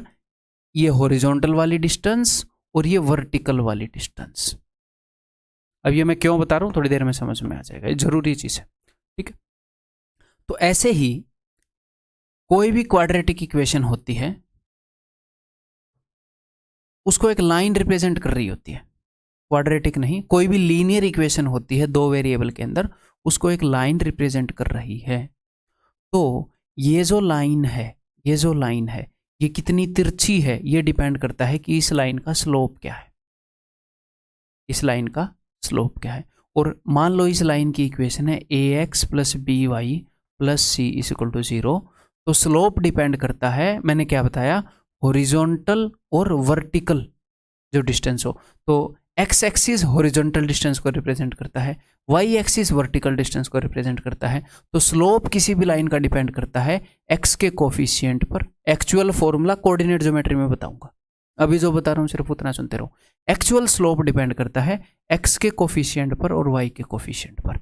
एक्चुअल स्लोप डिपेंड करता है कि लाइन का स्लोप कितना है, ठीक है। तो 2 लाइनें एक दूसरे को काट रही हैं कि नहीं, ये किस पर डिपेंड करता है? मान लो ये 2 लाइनें हैं और ये दोनों पैरेलल हैं, पैरेलल हैं, ऐसे बिल्कुल पैरेलल हैं। तो इसका मतलब क्या है, इन दोनों का स्लोप सेम है भाई साहब, स्लोप सेम है। अगर मैं यहाँ पर एक लाइन बनाऊंगा तो यहाँ पर जो एंगल होएगा थीटा, यहाँ पर भी वही एंगल होएगा, कोरस्पॉन्डिंग एंगल इक्वल होते हैं। ठीक है, अगर दो लाइनें ऐसी हैं जिनका स्लोप सेम नहीं है तो क्या वो एक दूसरे को काटेंगी? काटेंगी। देखो ये काट दिया। अगर वो लाइनें ऐसी हुई तो पीछे जाकर काट देंगी। जिन लाइनों का स्लोप सेम नहीं है वो एक दूसरे को काटेंगी, जिनका स्लोप सेम है वो नहीं काटेंगी। ठीक है, तो कोई भी दो इक्वेशन एक दूसरे को काट रही हैं कि नहीं, उनकी लाइनें इक्वेशन की, इसके लिए स्लोप की अंडरस्टैंडिंग होनी जरूरी है। क्लियर है? तो देखते हैं हम कैसे। और आपको क्या पता, क्या याद रखना, आपको याद रखना है कि स्लोप को क्या डिसाइड करता है? स्लोप को डिसाइड करता है एक्स और वाई के कोफिशिएंट्स मिलकर डिसाइड करते हैं। ठीक है भाई, लो इसको तो छोड़ो, ये कोर्स की एनिमेशन है, बेसिक फाउंडेशन कोर्स की। हाँ जी, देन नंबर ऑफ सॉल्यूशंस का कंसेप्ट हम यहाँ पर करते हैं। देखो, अपने पास टोटल 3 केसेस हो सकते हैं। आपके एग्जाम के अंदर अभी क्वेश्चन आ रहे हैं, फिलहाल रिसेंटली जो लेटेस्ट एग्जाम है उनके अंदर क्वेश्चन आ रहे हैं। टोटल 3 केसेस हो सकते हैं दो लाइनों के, या तो वो एक दूसरे को इंटरसेक्ट कर लेंगी, ठीक है सर, या फिर वो एक दूसरे के पैरेलल होएंगी, यानी कि नहीं काटेंगी, इंटरसेक्ट नहीं करेंगी, प्रतिच्छेद नहीं करेंगी, या फिर ये लाल वाली है इसी के ऊपर ग्रीन वाली है। एक बार फिर से दिखाऊं, ये लाल वाली है इसी के ऊपर ग्रीन वाली, तो दोनों लाइनें एक ही जगह पर बना दी गई हैं। तो ये लाइनें कितनी जगह पर काट रही हैं? ये वाली लाइनें एक पर, ये वाली लाइनें कितनी जगह पर काट रही हैं? सर 0 बार, ये काट ही नहीं रही हैं। ये लाइनें कितनी जगह पर काट रही हैं? सर इनफाइनाइट बार काट रही हैं। हाँ जी, तो इन दो इक्वेशंस का एक सॉल्यूशन है जिसको हम बोलते हैं यूनिक सॉल्यूशन, एकमात्र हल है। इन दो इक्वेशन का हल ही नहीं है, ये काट ही नहीं रही है, सॉल्यूशन उसी को बोलते हैं जहां पर ये काटती हैं। और ये लाइनें तो एक दूसरे को इनफाइनाइट बार काट रही हैं, तो इनके तो इनफाइनाइट हल हैं, अनगिनत इनके हल हैं। ठीक है, तो ये हमें कैसे पता चलेगा अभी बताता हूं। तो एग्जामिनर आपको 2 इक्वेशन देगा, क्वेश्चन कैसा आएगा वो अभी बताता हूं। एग्जामिनर आपको 2 इक्वेशन देगा और ये बोलेगा बताओ इनके कितने सॉल्यूशन हैं, या ये लाइनें कितनी जगह पर काट रही हैं। अब मेरी बात को ध्यान से सुनो, अब ध्यान से सुन लीजिएगा। 2 लाइनें एक दूसरे को कब काटेंगी? जब उनका स्लोप सेम नहीं होगा। स्लोप अगर सेम हुआ, यहां पर स्लोप सेम है, हाँ जी सर सेम है, तो काटा क्या? नहीं काटा। यहां पर स्लोप सेम है, हाँ जी सर है, काटा क्या? काटा तो है, लेकिन ये तो एक ही लाइन है। मैं बोलूं कि मैंने एक लाइन खींची और उसी के ऊपर लाइन खींच दी, ये तो एक ही लाइन है। ये अलग अलग लाइनें थोड़ी है, एक हिसाब से तो एक ही लाइन है ना। तो ये लाइनें कैसी बनती हैं मैं बताता हूं। ये लाइनें ऐसे बनती हैं कि एक लाइन हो गई x + y, यानी कि 2x + y = 4। दूसरी लाइन हो गई, देखना जरा ध्यान से, 4x + 2y = 8। बस इसको 2 से गुणा कर दिया, बोल दिया ये एक लाइन है, ये एक लाइन है, बताओ इनके कितने सॉल्यूशन है। भाई साहब ये अलग अलग थोड़ी है, एक हिसाब से देखा जाए। अगर मैं 2 से दोनों तरफ काट दूं, ये तो सेम ही लाइन है। तो ये यही लाइन है, एक ही इक्वेशन को किसी और चीज से मल्टीप्लाई करके फिर दोबारा इक्वेशन बनाई तो वो वहीं पर आ गई। ठीक है, तो सबसे पहले तो ये कौन से वाला केस है? ये वाला केस। ये वाला केस है जब 2 लाइनों के स्लोप सेम नहीं है, तभी तो वो एक दूसरे को काट रहे हैं। सेम होते तो ऐसे पैरेलल चले जाते या एक दूसरे के ऊपर होते। तो यानी कि x और y के कोफिशिएंट, स्लोप को कौन डिसाइड करता है? x और y के कोफिशिएंट, यानी कि a1/a2 ये x के कोफिशिएंट का रिलेशन है, is not equal to b1/b2। यानी कि स्लोप सेम नहीं है, x और y के कोफिशिएंट्स के जो रेशियो है वो सेम नहीं है। स्लोप को डिसाइड करते हैं x और y के कोफिशिएंट। ठीक है, तो क्वेश्चन कैसा आएगा? क्वेश्चन आएगा कि 2x + 3y + 7 = 0, 3x + 4y + 5 = 0। इनके कितने सॉल्यूशन है? तो आप देखोगे कि 2/3 a1/a2 is not equal to 3/4। इसका मतलब ये इक्वेशन गारंटीड काटेंगे कहीं ना कहीं पर और इनका एक सॉल्यूशन होगा। ठीक है, ये चीज समझ में आ गई। मैं आपको रटवाना नहीं चाहता, क्यों? क्योंकि मैंने खुद नहीं रट रखे, बिना रटे काम चल रहा है, तो क्यों दिमाग पर प्रेशर दें जी। है, तो इसको मैंने बोल दिया पहले वाला केस, तो ये मैंने बोल दिया पहले वाला केस। तो ये कैसी हो गई? इंटरसेक्टिंग लाइंस, एक दूसरे को प्रतिच्छेद करने वाली रेखाएं। नंबर ऑफ सॉल्यूशन कितने हैं? 1 सॉल्यूशन, एक पॉइंट पर इंटरसेक्ट कर रही है, एक हल है। सेकंड केस मान लो लाइनें पैरेलल हैं। ठीक है, तो लाइनें पैरेलल हैं तो स्लोप तो सेम होएगा। A1/A2 is equal to B1/B2। ठीक है, लाइनें पैरेलल हैं, लेकिन क्या सेम लाइनें हैं? लाइनें तो अलग अलग हैं, पैरेलल हैं, सेम तो ये हैं, ये दो लाइनें ही सेम है, एक दूसरे के ऊपर मार दी। तो अगर लाइनें सेम होती तो मैंने क्या बताया था, अगर लाइनें सेम होती तो भाई साहब सारे ही बराबर होंगे, क्योंकि उसने 2x plus y is equal to 4, तो 4x plus 2y is equal to 8। इसी लाइन को 2 गुना करके हमें दे दिया, 3 गुना करके दे दिया, 1.5 गुना करके दे दिया, तो इनका जो रेशियो है वो सारों का सेम ही होएगा। कब? जब लाइनें सेम हो। तो अगर पहले वाले ही दो इक्वल नहीं हुए, यानी कि स्लोप सेम नहीं है, एक्स और वाई स्लोप को डिसाइड करते हैं, यानी कि इंटरसेक्टिंग। अब स्लोप तो सेम है लेकिन लाइनें अलग अलग हैं, तीनों सेम हो गए तो लाइनें भी सेम हो जाएंगी, तो तीसरे वाला इक्वल नहीं मिलेगा यहां पर। इसका क्या मतलब है कि स्लोप तो सेम है, यानी कि या तो पैरेलल है या कोइंसिडेंट है। इनको कोइंसिडेंट बोलते हैं, एक दूसरे के ऊपर वाली रेखाएं, संपाती रेखाएं शायद इनको बोलते हैं, और अपने नोट्स के अंदर मिल जाएगा संपाती, या जो हिंदी वाला वर्ड है। ठीक है, अगर स्लोप सेम है तो या तो पैरेलल लाइनें होंगी या ये वाली कोइंसिडेंट लाइनें होंगी। उसके बाद अगर तीसरा भी इक्वल है तो यानी कि लाइनें ही सेम है, कोइंसिडेंट है, इनफाइनाइट सॉल्यूशन। अगर तीसरा सेम नहीं है, स्लोप तो सेम है बट पैरेलल है। यहां पर कितने सॉल्यूशन है भाई साहब? ये दूसरे वाला केस है। ये कितने सॉल्यूशन है? 9। 9 का मतलब 9 नहीं बोल रहा मैं, एक भी सॉल्यूशन नहीं है, 9 सॉल्यूशन। यहां पर कितने सॉल्यूशन हैं तीसरे वाले केस में? ये तीसरे वाला केस है लाइनों का, यहां पर इनफाइनाइट सॉल्यूशन। ठीक, क्लियर है? इसके ऊपर क्वेश्चन आएगा। ओके जी, अब एक और वर्ड है, क्या वर्ड है? कंसिस्टेंट। हिंदी में बोलेंगे संगत। ध्यान से मेरी बात को सुनो।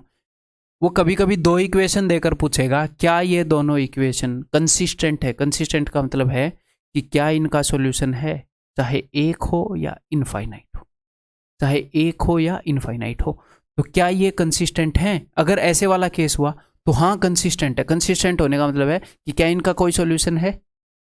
तो जब सॉल्यूशन ना हो तो इनकंसिस्टेंट, तो यहां पर सॉल्यूशन नहीं है, तो जब ऐसी सिचुएशन होती है यानी कि इनकंसिस्टेंट। सॉल्यूशन चाहे एक हो या इनफाइनाइट हो, सॉल्यूशन है तो कंसिस्टेंट, नहीं तो इनकंसिस्टेंट। सॉल्यूशन है तो हिंदी में संगत, नहीं है तो असंगत। बोलेंगे संगत युगम है, संगत जोड़ा है क्या इनका सॉल्यूशन है? हाँ, चाहे एक हो या इनफाइनाइट अगर है तो हाँ, सॉल्यूशन नहीं है तो भी नहीं, असंगत। ठीक है, ये टर्म और आपको याद हो गई होगी। रंगीन में अच्छा लगा। अब भाई लेकिन आप लोगों की देखो, ये डेमोक्रेटिक देश है, जिसको ज़्यादा वोट मिल रही हैं जिस रंग को, वो किया जा रहा है। देखो देखो, बताओ दिस सेट ऑफ इक्वेशंस। अब हम ये फास्ट करेंगे, तो मैं क्या करूँगा, मैं आपको बोल के बताऊँगा, ये चीज़ें आपके लिखी हुई होंगी, है ना, नोटबुक में ये चीज़ें लिख लो। ठीक है, मैं सिर्फ बोलूँगा कि ये वाला केस है, ये वाला ऐसे, तो समझ जाना, इसको अच्छे से रिवाइज कर लो अगर रिवाइज नहीं करी है तो। इक्वेशन देखो, this set of equations has, इनके कितने सॉल्यूशन है तो अभी देख लेता हूँ। तो 4/10, आगे क्या है, माइनस का 6/-15, दोनों में माइनस है तो मैंने माइनस को लिखा नहीं, कट गया। ठीक है, अब कई बार एग्जामिनर क्या करता है, इस 45 को इज इक्वल टू के इधर ले आएगा ऐसे, और इधर इज इक्वल टू 0 रख देगा, इधर मान लो माइनस प्लस जो भी उसने लिखा, और यहाँ पर 18 को उधर लिख दिया। तो एक काम करिएगा, जो कांस्टेंट टर्म है उसको एक ही जगह रखना, या तो दोनों इक्वेशन में इज इक्वल टू के राइट साइड पर रखना, या दोनों में लेफ्ट साइड पर रखना, नहीं तो साइन बदल जाएंगे। ठीक है, ओके, यहाँ पर 18/45, तो मैं देख लेता हूँ, 2 दूनी 4, 2 पंजे 10, 3 दूनी 6, 3 पंजे 15, ये तो इक्वल है। 9 दूनी 18, 9 पंजे 45, ये तो सारे इक्वल हैं। जब सारे इक्वल हो गए तो लाइनें ही सेम हैं, यानी कि वो एक दूसरे के ऊपर पड़ी हैं, संपाती लाइनें हैं, कोइंसिडेंट लाइनें हैं, इनफाइनाइट सॉल्यूशन है, मोर देन 2 सॉल्यूशन है। ठीक, करोगे, बहुत ही कम टाइम के क्वेश्चन है, इसलिए मैंने ज़्यादा भी ले लिए हैं, अदरवाइज मैं 50-55 क्वेश्चन में निपटा देता इस चैप्टर को। अभी शायद क्या पता 65-70 हो गए होंगे। द नंबर ऑफ सॉल्यूशंस, इनके कितने सॉल्यूशन है, तो मैं क्या देखूंगा 2/4, चाहे मन ही मन में देख लो, मैं पर्सनली लिख कर देखता 2 सेकंड के लिए, ऐसे रिस्क क्यों ले, क्या पता गलत हो जाए।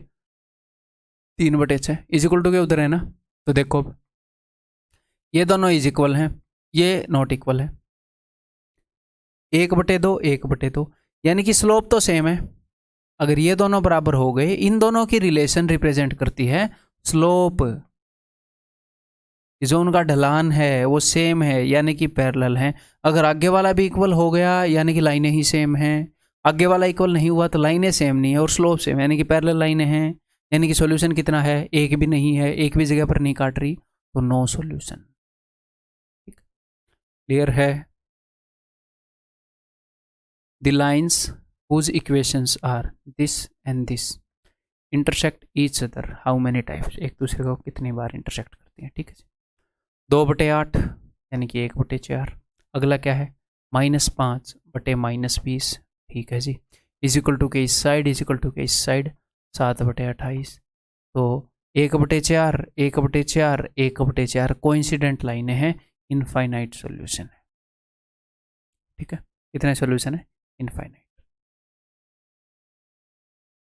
The value of a so that these lines are parallel, a की वैल्यू बताओ ताकि ये लाइनें पैरेलल हैं। पैरेलल का क्या मतलब है कि स्लोप सेम है, यानी कि A1/A2 will be equal to, क्या बोलेंगे इसको, B1/B2 will not be equal to C1/C2। ये इक्वल होने चाहिए और ये इक्वल नहीं होना चाहिए, क्योंकि ये इक्वल हो गया तो फिर लाइनें कोइंसिडेंट हो जाएंगी, पैरेलल नहीं रहेंगी, सेम इक्वेशन हो जाएगी। ठीक है, तो ये दोनों कंडीशन ट्रू हैं। तो देखते हैं जी, x का कोफिशिएंट क्या है, x का कोफिशिएंट है 1, यहां पर क्या है a should be equal to y का कोफिशिएंट 3, यहां पर 12 शुड बी इक्वल टू, वहां पर कांस्टेंट टर्म क्या है -8, sorry should not be equal to, constant term क्या है -8/5। तो क्या ये इक्वल है, नहीं सर ये तो इक्वल नहीं है, तो ये भी कंडीशन चेक करनी है और ये इक्वल होने चाहिए, तो 3 का 4 गुना 1 का 4 गुना 4, तो यहाँ पर वैल्यू क्या होगी 4। ठीक, क्लियर है भाई, बताओ। This set of equations this and this is consistent, consistent का क्या मतलब है, कंसिस्टेंट का मतलब है संगत, का क्या मतलब है कि सॉल्यूशन होना चाहिए, चाहे एक हो या इनफाइनाइट हो, बस जो पैरेलल है वो नहीं होना चाहिए, लाइनें पैरेलल नहीं चाहिए। ठीक है, या तो लाइनें एक दूसरे के ऊपर पड़ी हो, यानी कि या तो तीनों का रेशियो बराबर हो, या फिर लाइनें इंटरसेक्टिंग हो, यानी कि पहले ही दो नॉट इक्वल हो, A1/A2 should not be equal to B1/B2, इन दो में से एक केस चाहिए हमें। तो देखते हैं कौन सा केस है।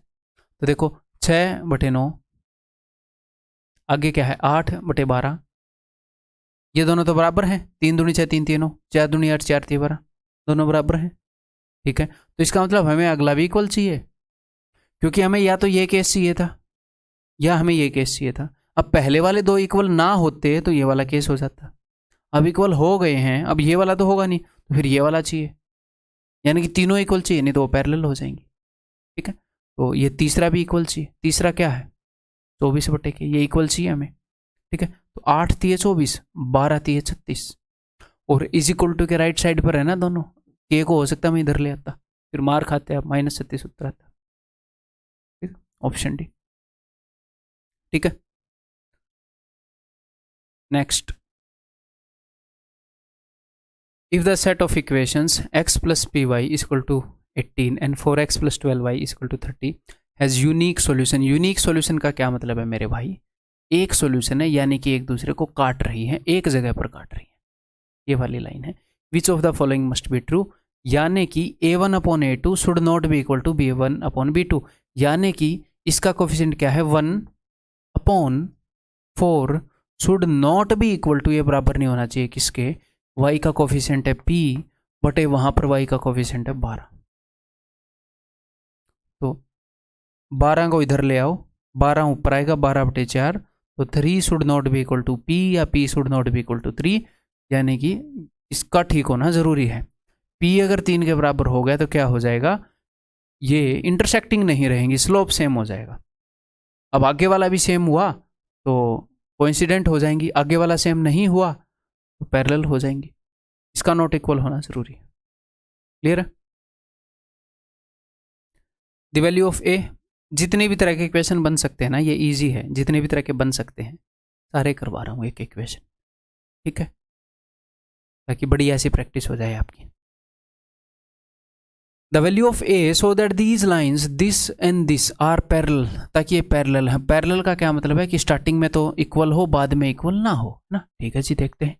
एक्स का कोफिशिएंट 1 बटे में a should be equal to, y का कोफिशिएंट क्या है 3 बटे में 12 should not be equal to, parallel का केस याद है ना, -8 इज इक्वल टू के इस साइड है -8 बटे में -32। ठीक है, तो अब ये देखो कि यहाँ पर ये 1/4 है, हाँ जी सर, ये भी 1/4 है, हाँ जी सर। ये बराबर नहीं होने थे, हाँ नहीं होने थे, पैरेलल के लिए तो नहीं होने थे, लेकिन ये बराबर हो गए। अब सर ए की वैल्यू क्या रखूँ कि पैरेलल हो जाए? भाई ए की कुछ भी वैल्यू रख दो, ये तो पैरेलल, ये तो इक्वल हो चुके हैं, इनको इक्वल होना चाहिए, नहीं था, इक्वल नहीं होना चाहिए था, तो नॉट पॉसिबल। अब पॉसिबल नहीं, अब ए की कुछ वैल्यू रख दो, ये लाइनें पैरेलल नहीं बनेगी। अगर ए की वैल्यू आपने 4 रख भी दी, इसकी 4 गुना, इसकी 4 गुना, तो ये कोइंसिडेंट बन जाएंगे, एक दूसरे के ऊपर पड़ जाएंगी, पैरेलल लाइनें नहीं बनेंगी। अब इनको parallel banana is not possible. आया हुआ क्वेश्चन है, कब आया है? ICAR का जो एग्जाम हुआ था उसमें आया है, 5 मार्च 2022 शिफ्ट 3। देखो, what is the sum of the value of P and Q for which, जो खाम सा हो गया दिल्ली जाके थोड़ा सा,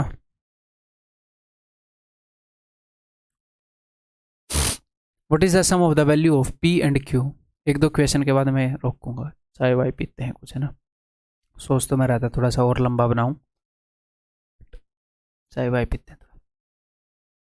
What is the sum of the value of P and Q for which the system of equation this and this has infinite number of solution। अब infinite number of solution का क्या मतलब है कि coincident लाइनें होनी चाहिए, एक दूसरे के ऊपर पड़ी हुई लाइनें होनी चाहिए, यानी कि सारे रेशियोज बराबर होने चाहिए, यानी कि 2 बटे में P plus Q should be equal to, x का कोफिशिएंट मैंने लिया, y का 3 बटे में 2P minus Q should be equal to 7/21, यानी कि नीचे वाला 3 गुना होना चाहिए। तो 3 का 3 गुना इसकी वैल्यू है 9, 2 का 3 गुना इसकी वैल्यू है 6, और उसने P और Q का सम पूछा है ना, उसने P और Q का सम पूछा है, नीचे वाला 3 गुना है, तो 2 का 3 गुना 6, तो 6 आएगा।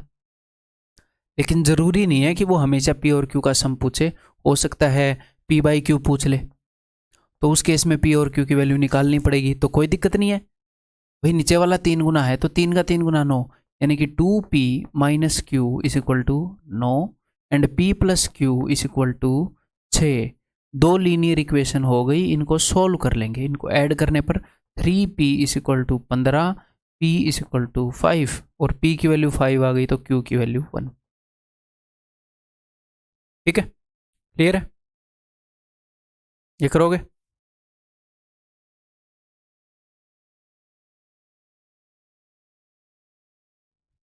To x minus k y plus 7 is equal to 0, 6x minus 12y plus 15 is equal to 0 has no solution for, इसका सोल्यूशन नहीं है। नो सोल्यूशन का मतलब है कि पैरेलल हैं, एक दूसरे को काट ही नहीं रही हैं, तो स्लोप तो सेम है, यानी कि 2/6 is equal to, slope same है, -k/-12 should not be equal to, क्योंकि पैरेलल हैं, किसके बराबर नहीं होना चाहिए, 7/15। ठीक है, तो 2 का 3 गुना है, तो k की वैल्यू अगर मैं 4 रख दूँ तो 4 का 3 गुना 12, 2 3 6 4 3 12, तो k की वैल्यू तो 4 है, k की वैल्यू 4 हो गई, ये इक्वल हो जाएंगे। क्या ये इसके बराबर हो जाएगा फिर? हाँ, इसके बराबर भी नहीं होएगा, यानी कि ये कंडीशन भी सेटिस्फाई हो गई, ये भी हो गई, तो k की वैल्यू 4 रखेंगे, ना कि -4। ठीक है, क्लियर है? Is it clear? तो इसके बाद नेक्स्ट है अपना क्वाड्रेटिक इक्वेशन। तो अभी टाइम क्या हुआ है? वैसे तो थोड़ा सा जुकाम हो रखा है, बट क्यों ना ये भी कर दिया जाए, है ना, आधा 1 घंटा और लगा के, चलो कर देते हैं ये काम भी, बाद में चाय वाय पी लेंगे, कोई दिक्कत नहीं। अपना जितना जल्दी सिलेबस होएगा उतना जल्दी और एक्स्ट्रा अगर हमें कुछ करना होएगा तो वो कर पाएंगे। नेक्स्ट हमारे पास है जी क्वाड्रेटिक एक्सप्रेशन या क्वाड्रेटिक इक्वेशन। एक्सप्रेशन और इक्वेशन के अंदर मैंने आपको फ़र्क बताया है। जब इज इक्वल टू समथिंग कर दिया जाए तो इक्वेशन बन जाती है, अदरवाइज वही चीज़ एक्सप्रेशन बन जाती है। ठीक है भाई। अब इसका ग्राफ मैं आपका आगे भी बता सकता हूँ, आपको फ़िलहाल इसके ग्राफ की ज़रूरत नहीं है, अगले लेक्चर में बताऊँगा। फिर भी बता देता हूँ, जैसे लीनियर इक्वेशन है, लीनियर इक्वेशन को ग्राफ पर रिप्रेजेंट करते हैं तो वो एक लाइन की तरह दिखती है। लीनियर इक्वेशन इन 2 वेरिएबल एक लाइन की तरह दिखती है। लीनियर इक्वेशन इन 3 वेरिएबल एक प्लेन, एक पेज की तरह दिखती है, एक प्लेन दिखती है। ऐसे क्वाड्रेटिक इक्वेशन को अगर आप रिप्रेजेंट करते हो ग्राफ के ऊपर तो वो एक पैराबोला की तरह दिखती है ऐसे। ठीक है। और वो जहां जहां पर भी एक्स एक्सिस को काटती है, जहां जहां पर भी एक्स एक्सिस को काटती है, ये कोई डिफिकल्ट चीज़ नहीं है। कई बच्चे जिन्होंने 10th के बाद मैथ छोड़ दिया होगा, अब उनको ये लगा होगा कि अरे पैराबोला है, उनको पैराबोला तो एक बम की तरह लगा होगा। अब टेंशन मतलब मैं हूँ, मैं किस लिए हूँ। ठीक है, बहुत ही आसान है। पैराबोला नहीं सिखाऊंगा आपको, मैं ये नहीं बोला पैराबोला आसान है, देसी तरीके से बताऊंगा, कोई दिक्कत ही नहीं है। ठीक है, टेंशन मत लेना, जब आगे बताऊंगा तो क्वाड्रेटिक इक्वेशन को रिप्रेजेंट करोगे तो एक ऐसे एक कर्व की तरह दिखेगी, पैराबोला नाम भी बोलते हैं, एक कर्व की तरह दिखेगी। और वो कर्व एक्स एक्सिस को जिन 2 पॉइंट पर बांट रहा है वो होंगी उसकी रूट्स। ठीक है, ये उसके रूट्स होंगे, जो भी रूट्स होते हैं, एक रूट यहाँ पर, एक रूट यहाँ पर। तो आगे जब मैं आपको नेचर ऑफ रूट्स या वो सारी चीज़ें बताऊंगा तो इसको बड़े ही प्यार से करेंगे। बहुत ही मज़ेदार चीज़ है ये, डरावनी चीज़ नहीं, मज़ेदार चीज़ है। आपका दिल करेगा कि यार प्लीज़ उसके ऊपर क्वेश्चन पूछ ले यार, एग्जामिनर को आप ऐसे बोलोगे। ठीक है, तो सबसे पहले तो हम देखते हैं जी सॉल्यूशन। ठीक है, इसके बाद हम क्या देखेंगे, ठीक है सॉल्यूशन हो गया, कुछ इक्वेशन क्रिएट करेंगे, है ना। चलो सॉल्यूशन देख, पहले इक्वेशन क्रिएट करें या सॉल्यूशन देखें, रुको एक बार। सॉल्यूशन तो मैं आपको बाद में बता सकता हूँ, पहले इक्वेशन क्रिएट करते हैं। तो मान लो हमारे पास कुछ रूट्स हैं, एक क्वाड्रेटिक इक्वेशन है, ये उसकी रूट्स हैं, एक रूट 2 है, एक रूट 3 है, एक रूट 5 है, एक रूट 2 है। एक क्वाड्रेटिक इक्वेशन की कितनी रूट होती हैं? क्वाड्रेटिक इक्वेशन अगर डिग्री हो गई 2, x square is equal to 16, तो एक्स की वैल्यू क्या होती है? एक्स की वैल्यू होती है +-4, 2 आई कि नहीं। इसी तरीके से अगर डिग्री 2 हो गई ना तो 2 रूट आएंगी। अगर डिग्री 3 हो गई, जैसे मान लो x cube is equal to 125, तो सिर्फ एक्स की वैल्यू 5 नहीं होती, इसके अलावा 2 और वैल्यूज होती हैं जो कि कॉम्प्लेक्स होती हैं, इमेजिनरी, आयोटा उनके अंदर यूज होता है। अदरवाइज एक्स के 3 मान हैं। अगर एक्स की पावर 4 इज इक्वल टू, मैं आपको बोल दूं कि भाई 2 की पावर 4 16, तो ये नहीं है कि एक्स की वैल्यू +-4 ही होगी ना, 2 रूट ये हैं, 2 और हैं। अगर डिग्री 4 है तो 4 रूट होंगी, 4 ऐसे नंबर होंगे जिनकी पावर 4 करने पर 16 आएगा। वो 4 नंबर बाकी के वो 2 नंबर इसके अलावा वो इमेजिनरी हैं। ठीक है, तो कई बार आपने अलजेब्रा में खुद देखा होगा कि x cube is equal to -1, तो एक्स की वैल्यू तो -1 होगी। अब ये -1 सेटिस्फाई नहीं कर रहा वहां पर, और निकल कर आया है x cube is equal to -1, क्योंकि 1 -1 उन 3 रूट में से सिर्फ एक रूट है, बाकी की 2 रूट भी हैं। उनमें से शायद कोई रूट उस क्वेश्चन को बनाने में यूज कर लिया एग्जामिनर, ये वाली यूज नहीं। ठीक है, अब अगर मैं आपको किसी भी इक्वेशन की, क्वाड्रेटिक इक्वेशन की अगर रूट्स बता दूं तो आपको इक्वेशन बतानी आनी चाहिए। तो आप कैसे बताओगे? तो आप बताओगे x square minus sum of roots into x plus product of roots is equal to 0। ऐसे इक्वेशन हम बना सकते हैं। तो यहाँ पर क्वाड्रेटिक इक्वेशन क्या बनेगी? X square -5x plus 6 is equal to 0। ये क्वाड्रेटिक इक्वेशन। तो मैं आपसे इक्वेशन इसलिए बनवा रहा हूँ क्योंकि उल्टा करना भी आपके लिए आसान हो जाएगा। अगर किसी ने क्वाड्रेटिक इक्वेशन दे दी और आपसे पूछ लिया कि इसकी रूट्स क्या हैं, या फिर हमें सोल्व करनी पड़ी, तो आपको पता होना चाहिए कि नंबर 6 जो है प्रोडक्ट है। यहां पर मैं क्या लिख रहा हूं? Product of roots. और यहां पर मैं क्या लिख रहा हूं? Minus sum of roots. Sum of roots का नेगेटिव लिख रहा हूं। तो यहां पर जो चीज है उसका साइन पलटना है। एक्चुअल में सम है 5, तो 2 ऐसे नंबर हैं जिनका प्रोडक्ट 6 है, सम 5 है। 6 को ऐसे 2 नंबर में तोड़ो जिनका सम 5 है, 3 और 2, 3 दूनी 6, 3 और 2 5, तो सर रूट्स 3 और 2 है। ठीक है, तो एक बार जल्दी से लिखो, बहुत ही इजी, बहुत ही इजी। लिख दें। यहाँ पर मैं क्या लिख पाऊंगा, x square minus 7x plus 10, सम के अंदर साइन बदलेगा, प्रोडक्ट के अंदर साइन नहीं बदलेगा। ठीक है, यहाँ पर इन दोनों का प्रोडक्ट सम क्या है, सम है 2, सम कितना है 2, तो x square minus 2x, product क्या है माइनस का 8, प्रोडक्ट में साइन नहीं बदलता, प्रोडक्ट माइनस 8 आया तो मैंने यूं का यूं लिख दिया, सम प्लस 2 आया तो मैंने साइन चेंज करके लिखा है। यहाँ पर सम क्या आएगा, सम आएगा सर -8, साइन बदल के लिखूंगा मैं तो। प्रोडक्ट क्या आएगा, प्रोडक्ट आएगा सर -15, सॉरी +15 आएगा, दोनों नेगेटिव के हैं, एज इट इज लिखेंगे। प्रोडक्ट में साइन बदलता नहीं, सम में साइन बदलता है। तो क्लियर है, ये चीज़ समझ में आ गई। तो किसी भी क्वाड्रेटिक इक्वेशन को अगर आपने सोल्व करना है तो सबसे पहला तरीका क्या है, वही कि इसको ऐसे 2 नंबर में तोड़ो, आपको रूट्स का प्रोडक्ट मिल जाएगा, आपको रूट्स का सम मिल जाएगा, और हिट एंड ट्रायल से तोड़ लो। हिट एंड ट्रायल को इजी करने का तरीका भी बताऊंगा, उससे इजी तरीका ना किसी वीडियो में, वो तरीका भी नहीं है, मतलब उससे इजी तो छोड़ दो ना, आपको बुक्स में मिलेगा। ठीक, आपके भाई ने क्रिएट किया है। नेक्स्ट, इसके अलावा तो क्वाड्रेटिक इक्वेशन को सोल्व करने का एक तो ये तरीका हो गया कि रूट्स का सम निकाल लो, रूट्स का देख लो प्रोडक्ट क्या है, उनका सम क्या है, उसको हिट एंड ट्रायल से तोड़ लो। ठीक है, दूसरा तरीका है एक, अगर क्वाड्रेटिक इक्वेशन हमारे सामने गिवन है तो श्रीधराचार्य फॉर्मूला होता है जो आपने स्कूल में पढ़ा था, श्रीधराचार्य फॉर्मूला, वो क्या होएगा, रूट्स होंगी -b plus minus under root b² - 4ac upon 2a। तो बिकॉज इसके 2 सॉल्यूशन होंगे, x की 2 वैल्यूज होएगी, तो एक वैल्यू तो होएगी -b, ये प्लस माइनस लिखा है, प्लस में under root b² - 4ac upon में 2a, और दूसरी होएगी -b माइनस में under root b² - 4ac upon में 2a। ठीक है, ये कोई जादुई चीज़ नहीं है। ठीक है, कंप्लीटिंग द स्क्वायर करके इस चीज़ को इजीली प्रूव किया जा सकता है, लेकिन फिलहाल हम प्रूव नहीं करेंगे, इतना वक्त नहीं है, और प्रूव करके फ़ायदा भी नहीं होएगा, आपको ये रटना ही पड़ेगा, और रटना चाहिए। और स्कूल वालों ने, आपके टीचर ने शायद डंडे मार के रटवा भी दिया होगा अब तक, मेरी ज़रूरत नहीं पड़ेगी शायद। ठीक है, तो यहाँ पर मैं इक्वेशन एक लेकर आ रहा हूँ 2 और 3 रूट वाली। अगर मैं 2 और 3 रूट वाली जो इक्वेशन थी वो क्या थी, x², ठीक है, -5x प्लस 6 = 0। तो यहाँ पर a क्या है, a है x² का कोफिशिएंट यानी कि 1, b क्या है x का कोफिशिएंट, ये साइन के साथ उठेगा, इसके साथ उठेगा, साइन के साथ उठेगा, और c क्या है, c है 6।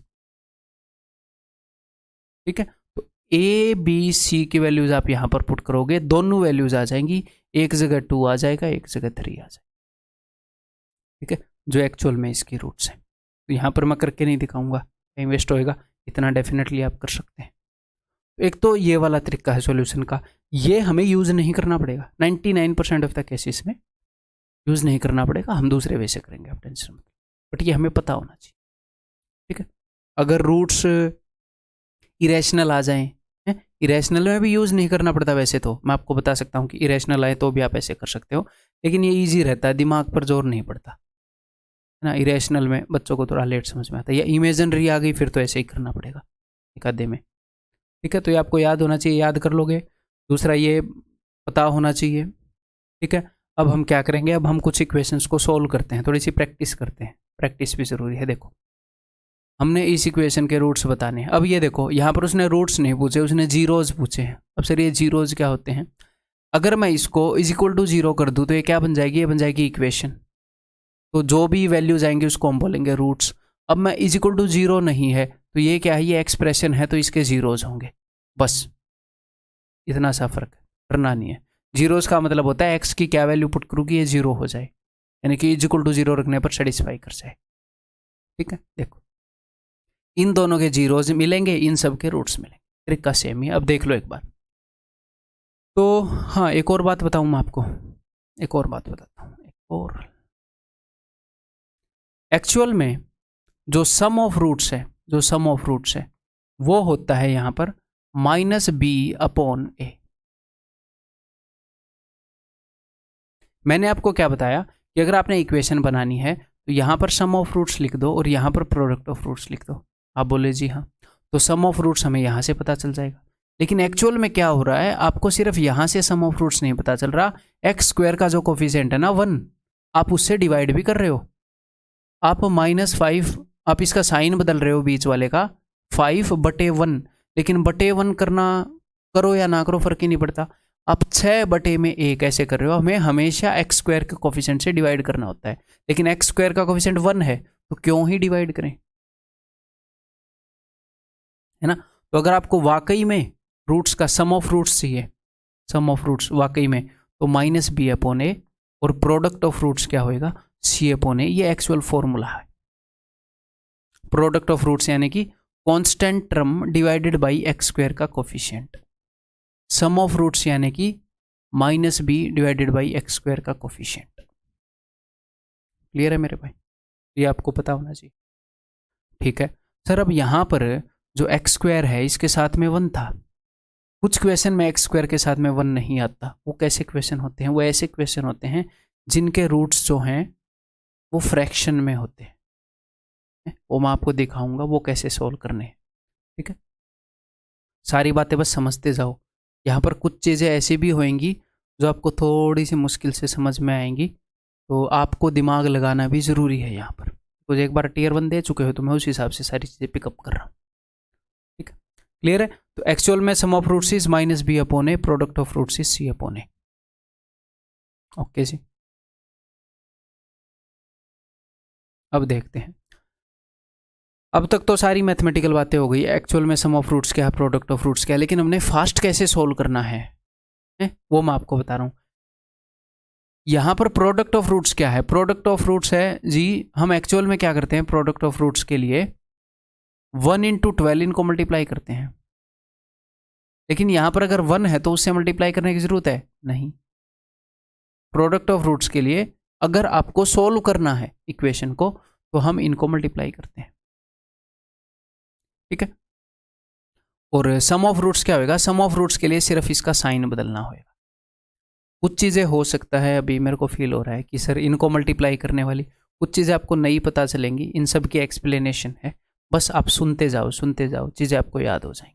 ठीक है, इसीलिए इतने सारे एग्जाम्पल लिए, और उम्मीद है कि क्योंकि टियर 2 के लिए तैयारी करें तो कई चीज़ें आपको पहले से पता हो, बट फिर भी मैं तसल्ली से बताना चाह रहा हूँ। देखो, तो बिकॉज यहाँ पर 1 है तो भूल ही जाओ, तो टेंशन लो ही मत। सिंपली ये देखो, प्रोडक्ट ऑफ रूट्स क्या हो गया, प्रोडक्ट ऑफ रूट्स 12 है। हमेशा प्रोडक्ट को तोड़ना होता है, हमेशा प्रोडक्ट को 2 हिस्सों में तोड़ना है। किन हिस्सों में, कि सम, यहाँ पर साइन बदलेगा, कि ऐसे 2 हिस्सों में तोड़ो कि सम जो है वो 7 हो। साइन बदलेगा ना, प्रोडक्ट का साइन नहीं बदलता। सर 4 और 3, 4 और 3 7, 4 3 12। ठीक है, तो इस इक्वेशन के रूट्स हैं 4 और 3। ठीक है, यहाँ पर देखो प्रोडक्ट है 6 और सम क्या होएगा 7, तो 6 को तोड़ो, 6 कम 6, ऐसे ही तोड़ दो, सम क्या होगा 7। यहां पर तोड़ो, यहां पर प्रोडक्ट क्या है सर, प्रोडक्ट है -5 और सम क्या है, सम है 4। सम क्या है, सम है 4। साइन बदलता है, तो -5 को तोड़ो जरा, 5 एकम 5। अब सम अगर 4 करना है तो बड़ी वाली को पॉजिटिव करना पड़ेगा, तो छोटी वाली को नेगेटिव कर दो।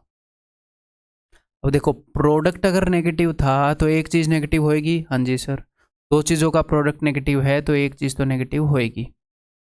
अब सम पॉजिटिव आया है सर, साइन बदलना पड़ेगा सम के लिए, सम पॉजिटिव आया सर तो बड़ी वाली पॉजिटिव होएगी, सम नेगेटिव आया तो बड़ी वाली नेगेटिव होएगी। तो क्या ये चीजें मैंने रट रखी हैं, नहीं, ऑन द स्पॉट कर रहे हैं। अच्छा, सम पॉजिटिव है तो बड़ी वाले को पॉजिटिव कर देते हैं, ऑन द स्पॉट कर रहे हैं। ठीक है, अब ऐसे क्वेश्चन हो गए इसके बाद जिसमें यहां पर भी एक नंबर है, सर इनको कैसे सोल्व करेंगे। तो देखो, एक्चुअल में प्रोडक्ट अगर आपको सोल्व करना है तो देखो, एक्चुअल में सम ऑफ रूट और प्रोडक्ट ऑफ रूट का क्या फॉर्मूला है, वो है -b/c/a, दैट्स इट। लेकिन सोल्व करने के लिए जुगाड़ बता रहा हूं मैं। यहां पर हमने प्रोडक्ट कैसे निकाला, 12/1 ऐसे ही निकाला, हाँ जी सर। यहां पर सम कैसे निकाला, 7/1, 1 से डिवाइड हम कर ही रहे थे, उससे फर्क ही नहीं पड़ रहा था। तो यहां पर आप प्रोडक्ट कैसे निकालोगे, 5/9, सम कैसे निकालोगे 18/9, बट उससे कैलकुलेटिव हो जाएंगी चीज़ें, फ्रैक्शन में आ गई। तो अब मैं आपको बता रहा हूँ जुगाड़। ठीक है, कैसे, तो प्रोडक्ट के लिए ये करो, इन दोनों को गुणा कर लो, 9 5 45, ये एक्चुअल में प्रोडक्ट ऑफ रूट्स नहीं है, बस ये मान लो ये दो नंबर्स का प्रोडक्ट है। रूट्स हम उन नंबर से निकालेंगे। प्रोडक्ट है 9 5 45 और सम के लिए क्या करो, बस इसका साइन बदल दो 18। उन नंबर्स का जो सम है वो 18 है। तो इस 45 को ऐसे दो नंबर में तोड़ो जिनका सम 18 हो। तो आप बोलोगे सर 15 3 45, 15 3 45 जिनका सम 18 है। हाँ जी सर। और उसके बाद बिकॉज ये एक्चुअल में प्रोडक्ट तो 45 था नहीं, एक्चुअल में तो प्रोडक्ट 5/9 था ना। तो सर अब क्या करें, तो ये जो 9 है इससे डिवाइड कर दो। एक्चुअल रूट्स ये हैं, ये जो भी रूट्स आई हैं उनको 9 से डिवाइड कर दो। 15/9 3/9। ठीक है, तो एक्चुअल रूट्स क्या हैं, एक्चुअल रूट्स हैं 5/3 और यहां पर है 1/3। ये दो रूट्स हैं एक्चुअल। ठीक है मेरे भाई। ऐसे ही अगले वाले को कैसे सोल्व करेंगे, तो 2 2 20, 20 प्रोडक्ट है दो नंबर्स का। ठीक है, और उनका सम क्या आना चाहिए, उनका सम आना चाहिए 9। साइन को बदलूंगा तो 20 को 5 चौके 20, सम आ गया ना 9। अब मैं डिवाइड कर दूंगा 2 से। ये एक्चुअल रूट्स हैं। ये क्या है, ये एक्चुअल रूट्स हैं। Okay sir.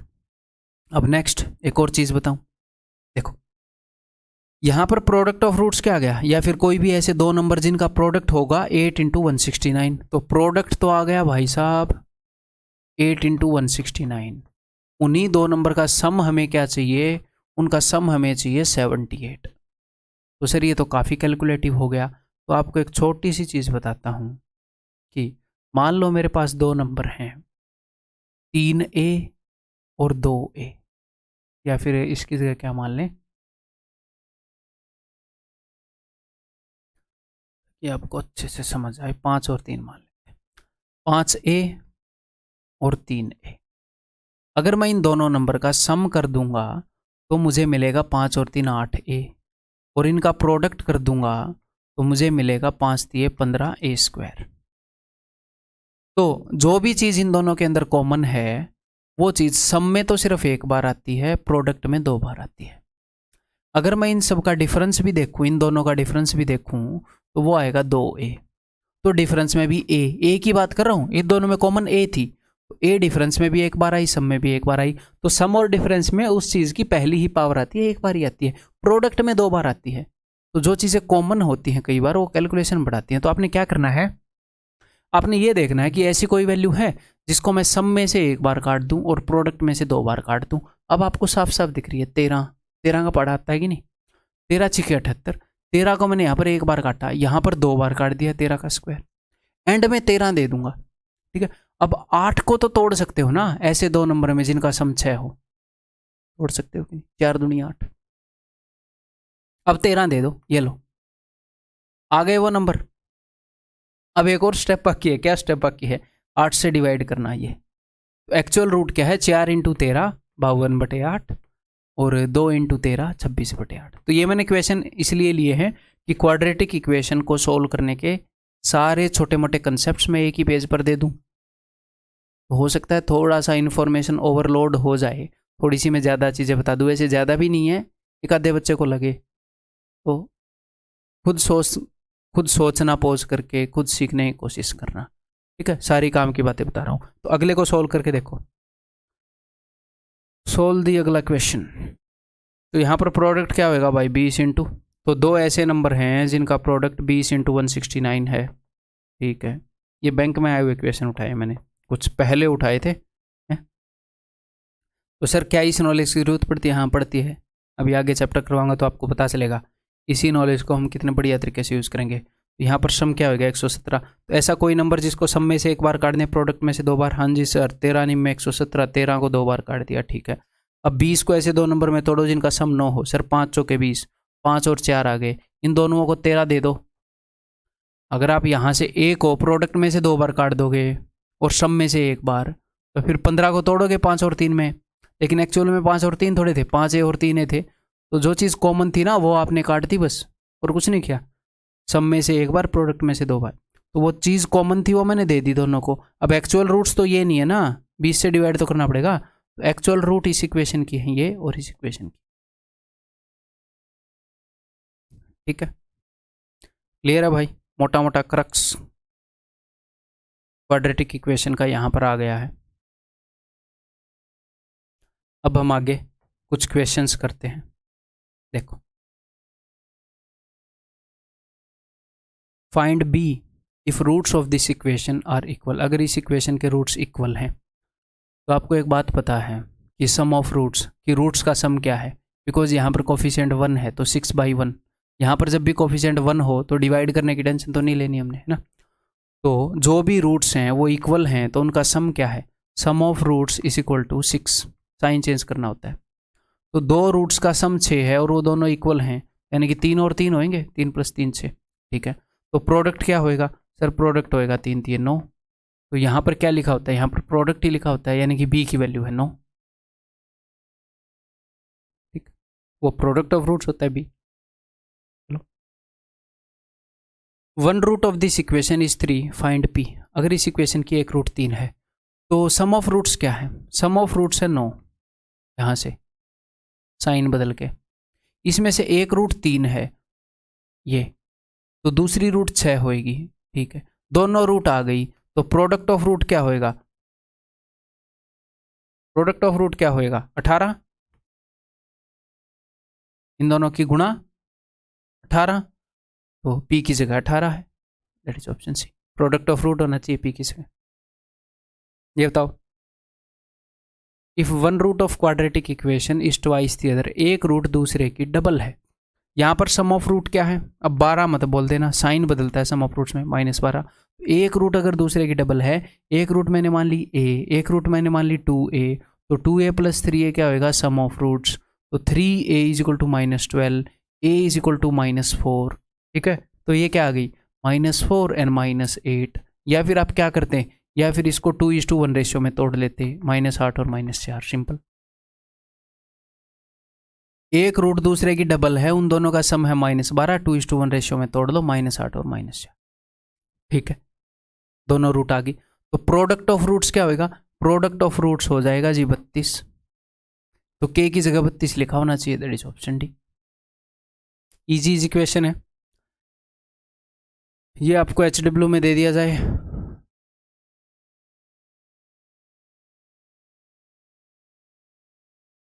One root of the equation is thrice the other, एक रूट दूसरे का थ्राइस है, HW में दे दिया जाए।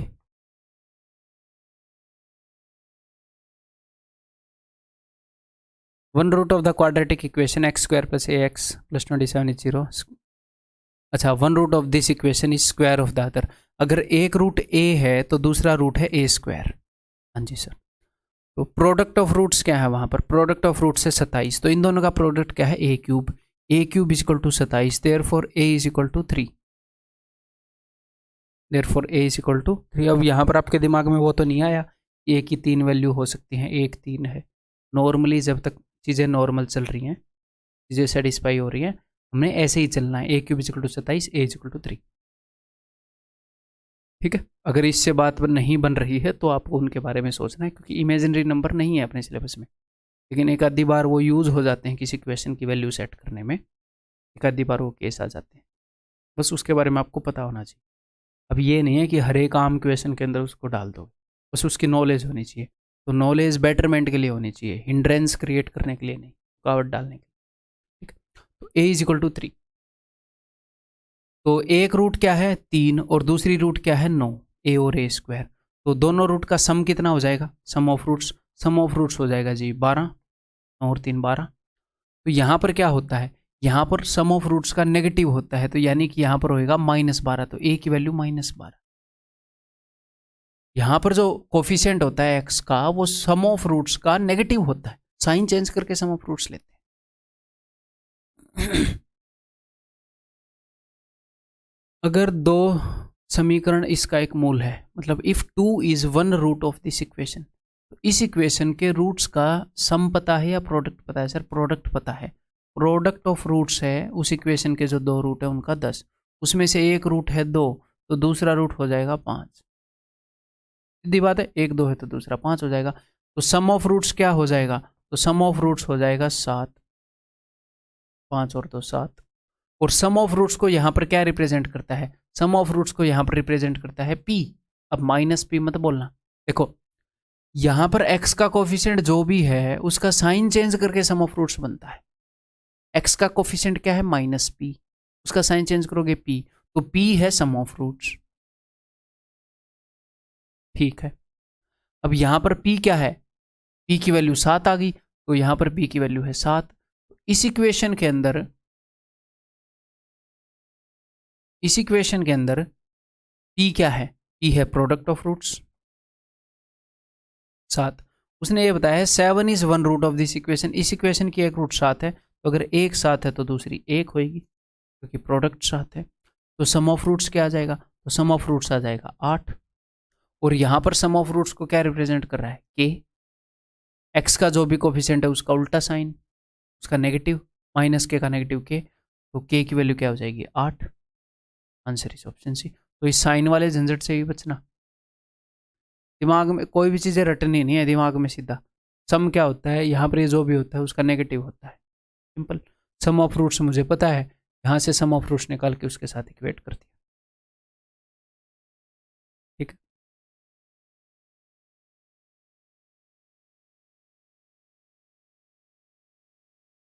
The equation this has equal roots, ठीक है भाई, इसके रूट्स इक्वल हैं, and 2 is one root of this equation, इस इक्वेशन का एक रूट 2 है इस इक्वेशन का।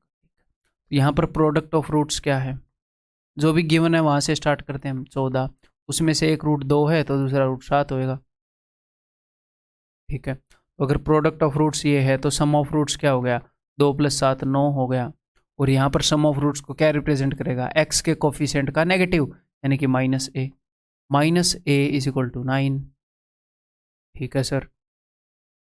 जो ऊपर वाली इक्वेशन है इसका सम ऑफ रूट्स क्या है, इसका सम ऑफ रूट्स है भाई, बताओ क्या रिप्रेजेंट करेगा, जो x का कोफिशिएंट है उसका नेगेटिव, यानी कि -a, और -a की वैल्यू है 9। जी सर, तो सम ऑफ रूट्स 9 है और दोनों रूट इक्वल हैं, दोनों रूट इक्वल हैं, तो दो चीज़ों का सम 9 है, तो दोनों रूट क्या होगी, 9/2 एंड 9/2।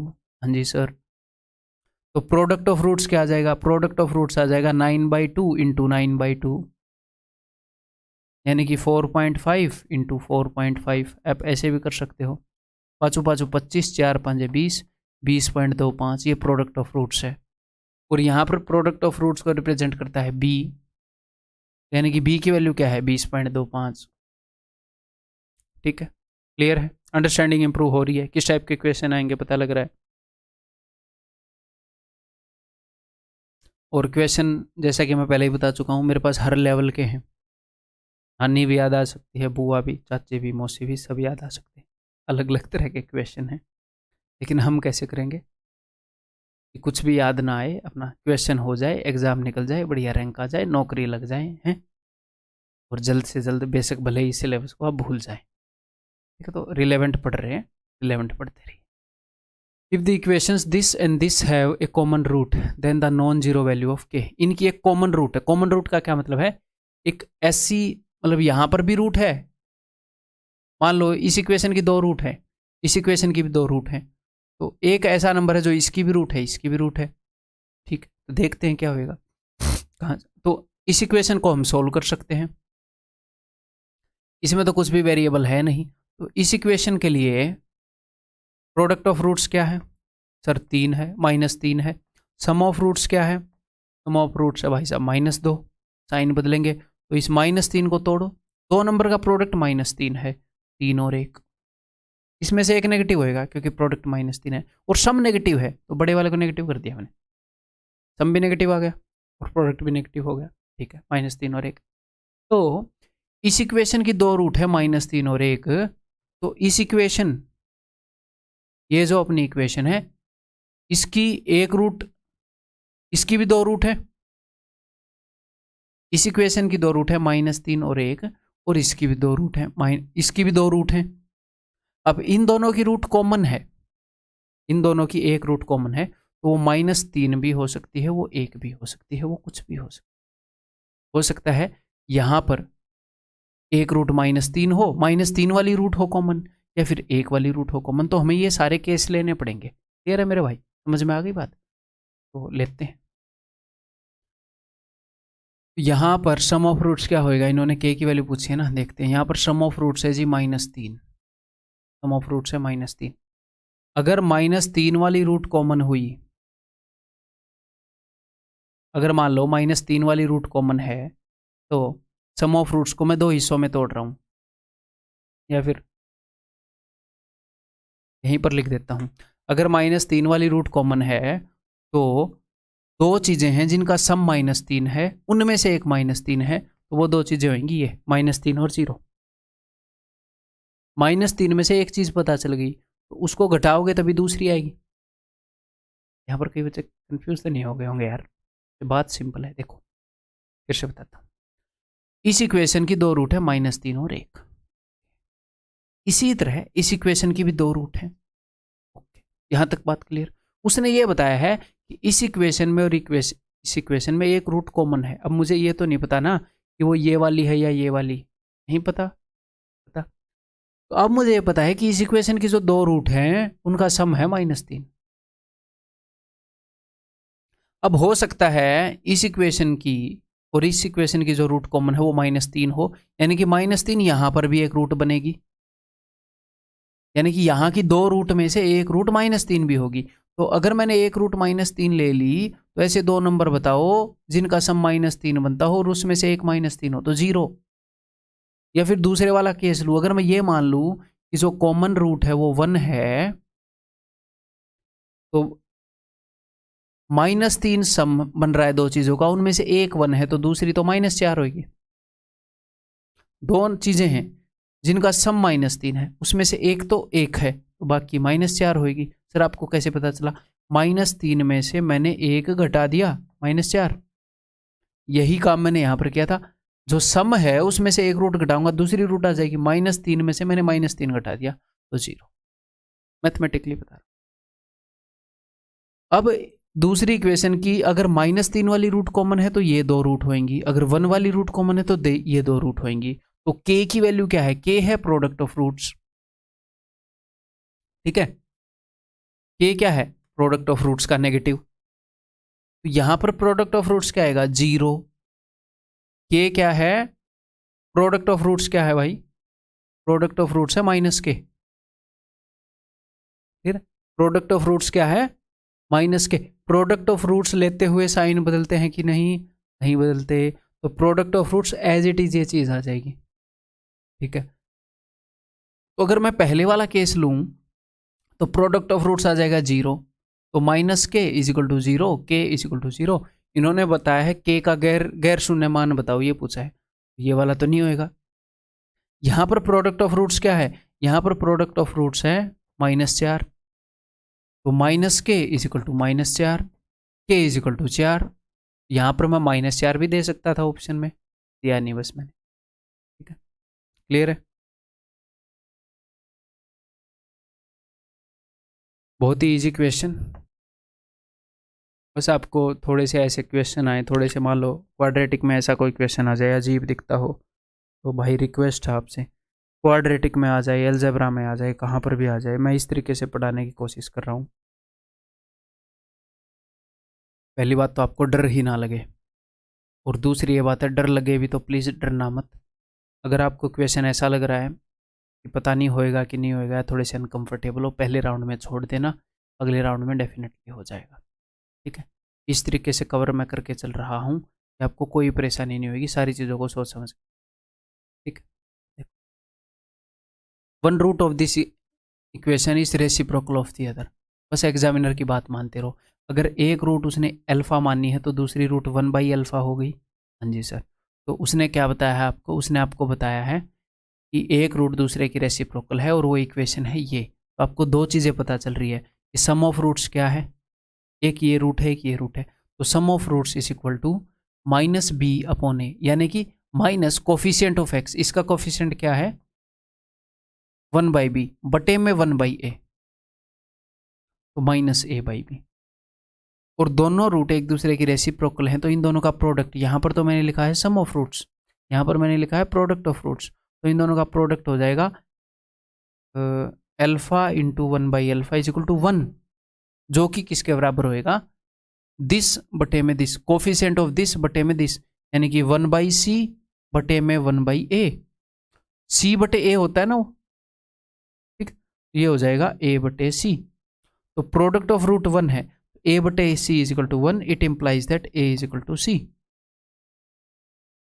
यहाँ पर मेरे को तो इक्वेशन पता था कि डायरेक्टली प्रोडक्ट ऑफ रूट से सोल्व होएगा, लेकिन एग्जाम के अंदर ज़रूरी नहीं है ना इसी से सोल्व होएगा। हो सकता है अल्फा प्लस 1/अल्फा भी यूज़ हो जाए, अल्फा इंटू 1/अल्फा ये भी कंडीशन यूज़ हो जाए। तो आपको पता होना चाहिए जब वो रूट्स के ऊपर कंडीशन देगा कि रूट्स ऐसी हैं, एक रूट दूसरे की डबल है, a और 2a मान लो, एक रूट दूसरे का स्क्वायर है, a और a स्क्वायर मान लो, a और 1/a मान लो, जब ऐसे बोले तो ऐसे आपने करना है, ठीक है। उसको फॉलो करते रहोगे, आंसर आ जाएगा। अब ये देखो, एक और चीज़ आपको सिखाऊं। अब ये हम स्कूल में सीखते थे, यहाँ पर उसने क्या किया, उसने इसको सोल्व नहीं किया क्वाड्रेटिक इक्वेशन को, उसने ऐसे ब्रेक किया है दो फैक्टर में। तो ब्रेक कैसे करते हैं वो मैं आपको बताता हूँ। ये CHSL में पूछा गया इक्वेशन है हाल ही में। तो ब्रेक करेंगे हम, सोल्व करने के लिए प्रोडक्ट मान रहे थे, इन दोनों का मान रहे थे ना, तो इन दोनों का प्रोडक्ट करो। हमें दो ऐसे नंबर चाहिए जिनका प्रोडक्ट ये हो। तो प्रोडक्ट अगर मैं करूँ 4 दूनी 8 और 8 3 24 -24,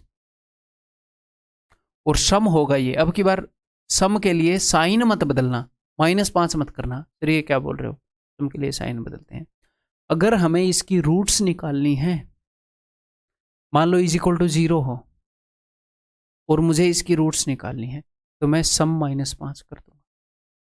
मैं यहाँ पर रूट्स नहीं निकाल रहा, जस्ट इसको तोड़ने की कोशिश कर रहा हूँ। मैं इसको दो फैक्टर्स में तोड़ने की कोशिश कर रहा हूँ, फैक्टराइजेशन करने की कोशिश कर रहा हूँ, ठीक है। तो 24 को ऐसे तोड़ो कि सम 5 हो, 8 3 24, एक नेगेटिव है। अब सम +5 चाहिए तो बड़े वाला प्लस चाहिए। ऐसे क्यों किया अभी पता लग जाएगा। तो इसको मैं लिख रहा हूँ 4√3x²। ये जो बीच वाला टर्म है इसको तोड़ना होता है दो टुकड़ों में, ये हैं वो दो टुकड़े, प्लस में 8x -3 है। कौन से दो टुकड़ों में तोड़ू, उसके लिए इन दोनों का प्रोडक्ट देखकर ऐसे स्प्लिट करना होता है। आगे आ जाएगा -2√3। बस उसने इसको तोड़ रखा है ऐसे दो हिस्सों में, तो मैं इसको तोड़ रहा हूँ अभी। अब इन दोनों में कुछ भी कॉमन ले लो, जो भी कॉमन निकल रहा है। सर पहले 8x लिखूँ -3x लिखूँ, कुछ भी लिख लो, आंसर निकलेगा। आंसर को निकलने से कोई नहीं रोक सकता, और जो भी कॉमन दिखे वो देख ले लिया करो। 4x कॉमन होएगा तो यहाँ पर आएगा √3x + 2। अब एज इट इज़ यहाँ पर बनेगा, बस इतना ध्यान रखना। तो √3 कॉमन लूँगा, √3x + 2 ही यहाँ पर बनना चाहिए। तो मैं इसमें से क्या कॉमन लूँ, मैं कॉमन लूँगा √3, तो ये बन जाएगा √3x + 2, ठीक है। तो √3x + 2 मैंने दोनों जगह से कॉमन ले लिया, यहाँ से भी यहाँ से भी। यहाँ से बच गया 4x, यहाँ से बच गया √3। इसी को इक्वेट करना आपने इससे, ठीक है। अब उसने बता रखा है कि जहाँ पर भी ये 2 वाला टर्म है, ये 2 वाला टर्म है, तो उसके साथ वाला ये वाला a है, ax + 2 है, ये a है। उसके अलावा x के साथ वाला b है, ये b है, और ये वाला c है, ये c। a + b + c, a + b + c का हुआ भैया, माइनस नहीं लिए हैं इसलिए उत्तर आएगा नहीं। यहाँ पर -√3 कॉमन लेना, ये लो, ठीक है। तो c की वैल्यू है -√3, तो √3 से √3 कट जाएगा, सिर्फ 4 आंसर हो जाएगा a + b + c का, ठीक है। नेक्स्ट क्वाड्रेटिक इक्वेशन, इसको तोड़ोगे जरा, या फिर इसकी रूट्स निकालोगे, इसके सॉल्यूशन निकालोगे। ये एक क्वाड्रेटिक इक्वेशन है k³ के अंदर 8k³ का स्क्वायर + 15k³ -2 = 0। अगर मैं k³ को t मान लूँ, एग्जाम में ऐसे मानने की ज़रूरत नहीं है, ठीक है, लेकिन आपको दिखाने के लिए मैं मान रहा हूँ कि ये क्वाड्रेटिक इक्वेशन, ठीक है। तो सिंपली अगर आपने इसको सोल्व करना है तो 8 दूनी 16 -16, दो नंबर्स का प्रोडक्ट -16 है, और उसका सम क्या है, सम है -15। तो -16 को कैसे तोड़ोगे, 16 एकम 16, सम -15 आना चाहिए, तो बड़े वाले को माइनस कर। तो यहाँ पर मैं क्या कर रहा हूँ, अब एक बात फिर से आपको बता रहा हूँ, यहाँ पर मैं निकाल रहा हूँ रूट्स कि t की क्या वैल्यू है, बिकॉज ये t में क्वाड्रेटिक है, या फिर k³ में क्वाड्रेटिक है, k³ की क्या वैल्यू है। तो साइन मैंने सम लिया है -15, उसकी रूट्स का सम -15 है। यहाँ पर मैं रूट्स का सम नहीं बोल रहा था, जस्ट इस +5 को तोड़ना है। तो क्या इस +5 को ऐसे तोड़ सकते हो कि -8x और +3x, ये तो -5 को तोड़ने का तरीका हुआ, ना कि +5 को। तो जब आप फैक्टराइज कर रहे हो तो सम का साइन सेम रहने देना, क्योंकि हम उसी को तोड़ रहे हैं। ठीक है, तो सर रूट्स में अलग क्यों लेते हैं, अभी बता देता हूं। देखो, जब आप फैक्टराइज करके जब मैं रूट्स निकालूंगा तो इज इक्वल टू 0 होएगा। तो √3x is equal to √3x + 2 is equal to 0, x is equal to -2/√3। अगर मैं इसको 0 के इक्वल पुट करूं तो ये साइन बदल जाता है बीच वाला। एक्चुअल में यहाँ पर पॉजिटिव आया तो रूट नेगेटिव है, तो एक्चुअल में सम का साइन इसलिए चेंज होता है। ठीक है, तो इसको फैक्टराइज कर रहे हो तो साइन को सेम ही रखना भाई। रूट्स निकाल रहे हैं तो ऑफकोर्स सिर्फ फैक्टराइज में ध्यान रखना कि वो साइन को सेम ही रखना, उसी वैल्यू को तोड़ना, अदरवाइज तो साइन बदलना ही। ठीक है, तो -16 और 1, ओके जी। अब एक्चुअल में ये थोड़ी हैं रूट्स, यहाँ 8 से डिवाइड भी तो करना पड़ेगा, डिवाइडेड बाई 8 ये वैल्यू है किसकी, k क्यूब की। तो k³ इज इक्वल टू -2 या फिर 1/8। उसने बोला कि भाई मुझे k का पॉजिटिव मान चाहिए है, तो इट मीन्स ये वाली वैल्यू कट गई, k³ is equal to 1/8, k is equal to 1/2, ये वाला मान चाहिए। इसके लिए उसने k + 1/k पूछा है, यानी कि 2 + 1/2 आंसर इस ऑप्शन है। Okay, clear, that's all. इस वीडियो के अंदर इतना एनफ है, थोड़ा सा रेस्ट करके चाय पानी पी के फिर अगला भी मैं आपको पढ़ाता हूँ। ठीक है, अगले में मिलते हैं, अब लगे रहो भाई।